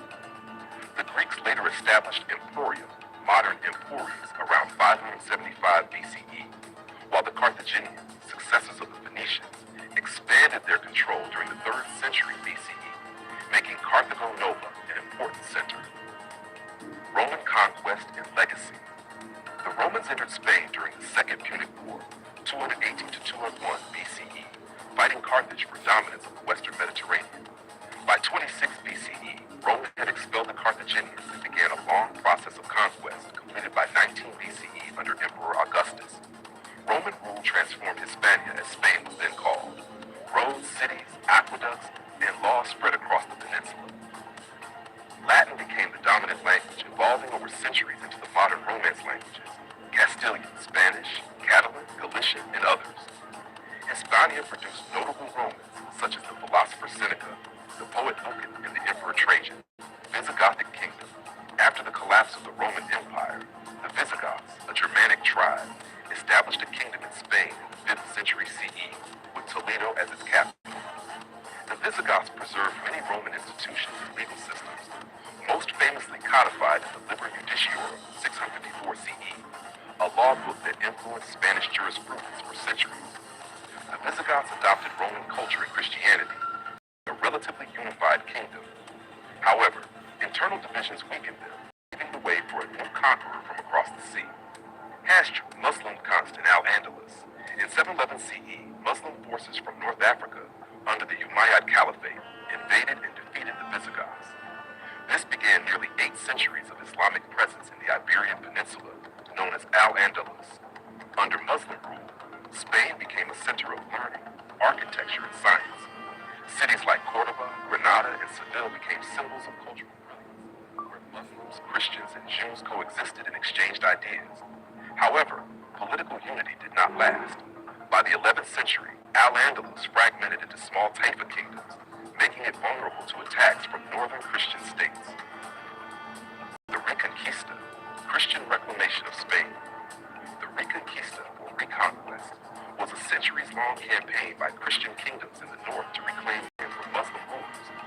Key victories, such as the capture of Toledo in 1085 and the decisive battle of Las Navas de Tolosa in 1212, gradually turned the tide. By 1250, only the Kingdom of Granada remained under Muslim control. Finally, in 1492, Granada fell to the joint forces of King Ferdinand of Aragon and Queen Isabella of Castile, completing the Reconquista. That same year, 1492, marked 2 other historic milestones: the expulsion of Jews from Spain and Christopher Columbus's voyage to the Americas, which launched the Spanish Empire. The rise and fall of the Spanish Empire. The late 15th and 16th centuries were Spain's golden age. Spain became a global superpower with vast colonies across the Americas, Asia, and Africa. The riches of gold and silver from the New World fueled its economy and financed monumental art and architecture. The reigns of Charles I, Emperor Charles V, and Philip II marked the height of Spanish influence, with Madrid established as the capital in 1561. However, this dominance also led to military overstretch and costly wars. In 1588, Spain's Armada failed to invade England, signaling the beginning of decline. Throughout the 17th century, wars. Hello, ladies and gentlemen, I hope you love this video. If you're liking the video, I request you once again to hit the subscribe button and like this video and share this video link and the link of the channel on WhatsApp group, Facebook, Instagram, and Twitter, so that others can same knowledge as you got. Thank you so much. Keep loving the world and keep supporting.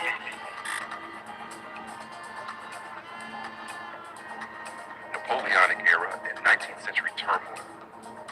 In 1808, Napoleon invaded Spain, installing his brother Joseph Bonaparte as king. Spanish resistance, supported by Britain, led to the Peninsular War, one of the bloodiest chapters in Spanish history. devastated the country, but fostered a sense of national identity. The liberal Constitution of 1812, drafted during this period, marked Spain's first experiment with constitutional monarchy. However, the 19th century remained unstable, with power alternating between monarchies, republics, and dictatorships. Spain also suffered massive colonial losses. By the 1820s, most of its American colonies had gained independence. The final blow came with the Spanish-American War of 1898, when Spain lost its last major colony, Cuba, Puerto Rico, and the Philippines.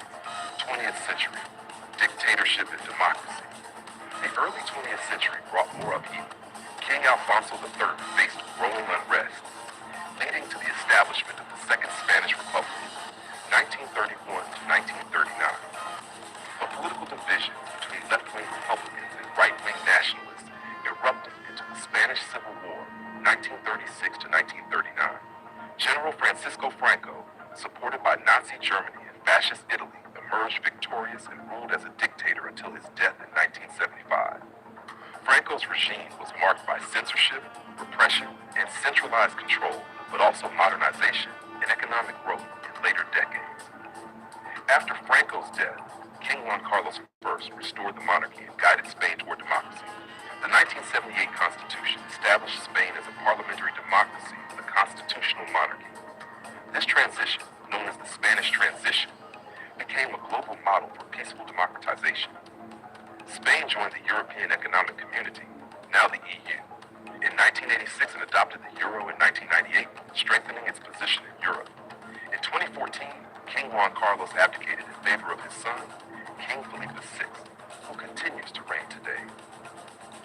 Hash language and culture. Spain's linguistic diversity reflects its complex history. While Castilian Spanish is the official national language, several regions have co-official languages. Catalan in Catalonia and the Balearic Islands, Valencian in Valencia, Galician in Galicia, Basque Euskera in the Basque Country and parts of Navarre. Except for Basque, all are Romance languages derived from Latin. These languages thrive in media, education, and literature, embodying Spain's cultural pluralism. The roots of Spanish literature trace back to the Cantada de Neo Cid, the oldest epic poem in Castilian. The 13th century saw the rise of universities in Leon, Salamanca, and Valencia, helping shape Spain's intellectual heritage. Later, in 1492, Antonio de Nebria published Gramática de la Lengua Castellana, the first grammar of any modern European language, a testament to Spain's cultural leadership. Geography and climate. Spain's geography contributes to its climatic diversity. The Pyrenees and Cantabrian Mountains influence weather patterns, separating humid northern regions from the drier central plateau or meseta. Northern Spain, Galicia to Catalonia, enjoys a maritime climate, mild and rainy year-round. Central Spain experiences continental Mediterranean conditions, hot summers and cold winters. Southern Spain, including Andalusia, has semi-arid to subtropical climates, while the Canary Islands enjoy an Atlantic subtropical environment.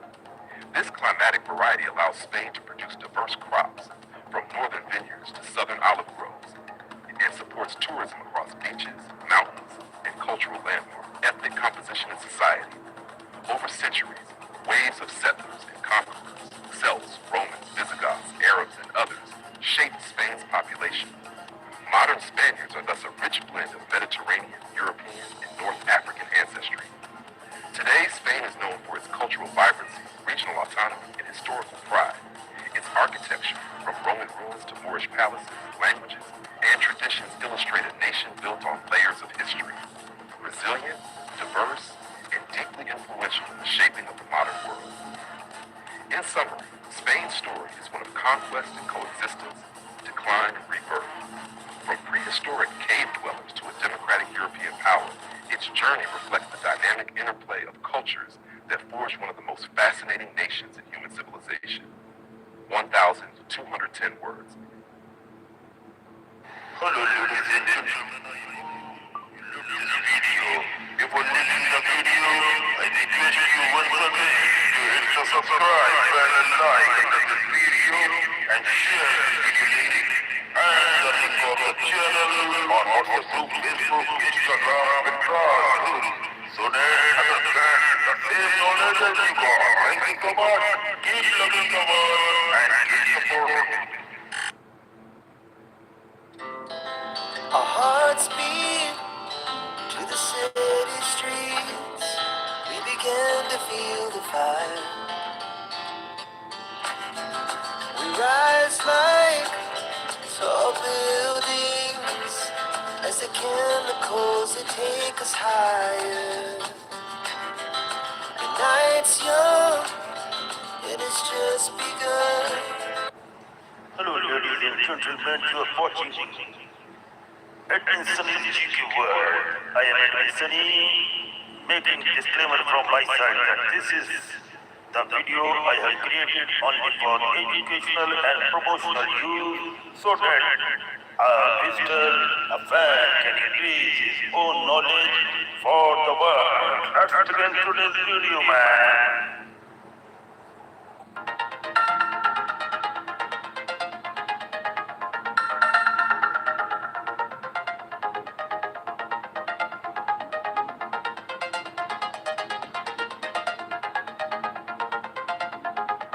Architecture, purpose, and cultural significance.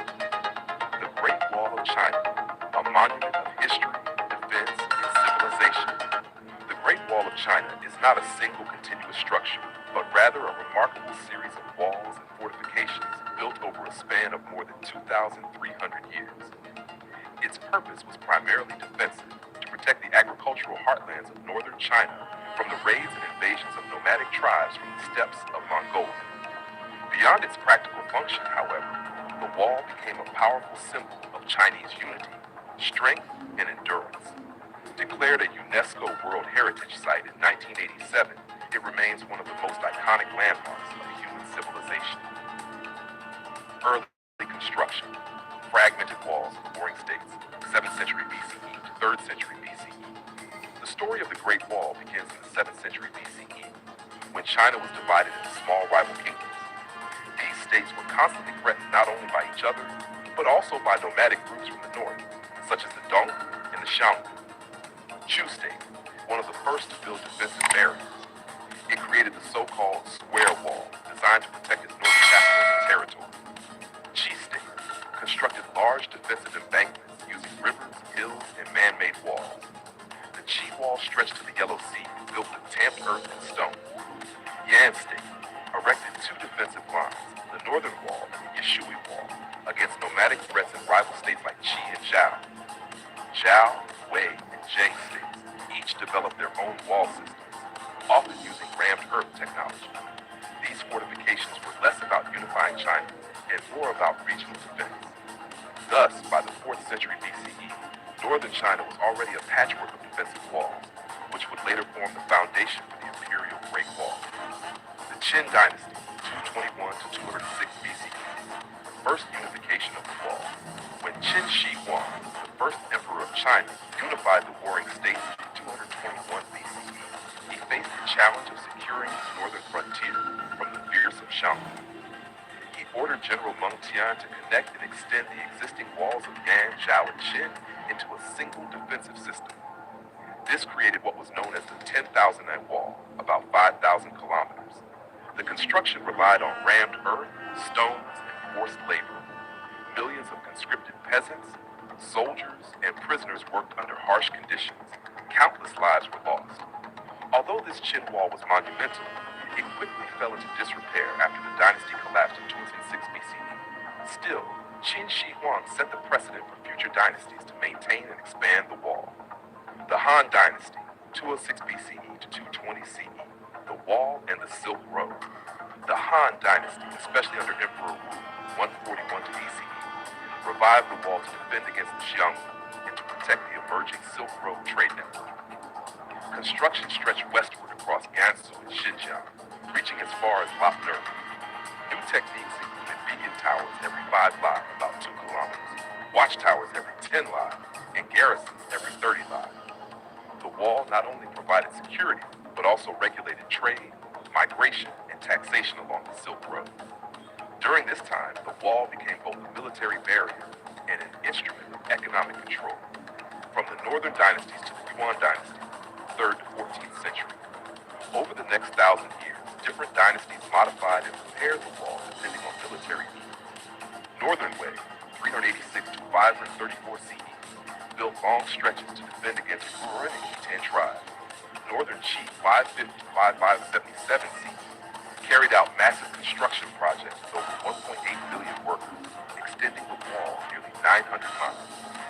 Sui Dynasty, 581 to 618 CE, ordered 7 major repairs in less than 40 years. Tang Dynasty, 618 to 907 CE, largely abandoned the wall because China had expanded far beyond it and defeated the nomads militarily. Song Dynasty, 60 to 1279 CE, faced constant threats from the Liao and Jin, but lacked resources to fully restore the wall. Yuan Dynasty, 1206 to 1368 CE. The Mongols controlled all of China and saw little use for the wall, though they maintained certain passes for commerce and rebellion control. By the end of the Yuan period, the wall was in ruins, awaiting its greatest reconstruction under the Ming. The Ming Dynasty, 1368 to 1644, the wall we know today. When the Ming Dynasty came to power after expelling the Mongols, they faced the constant danger of renewed invasions.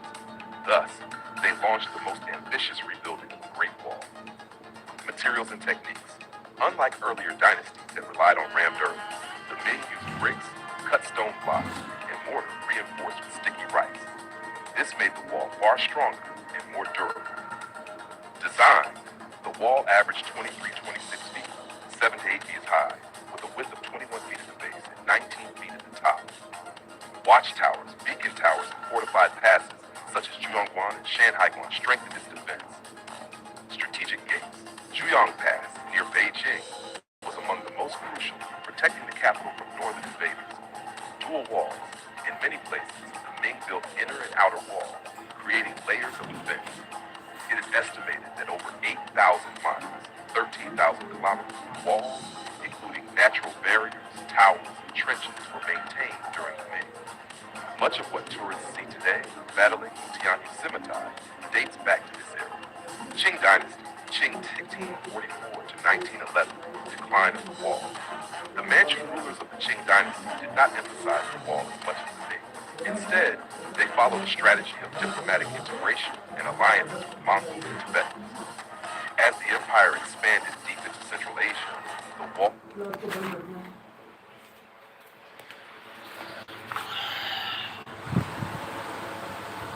देखो charging वार्जिंग पे नहीं लगा है, वहाँ से रखा है, गर्म हो गया साला।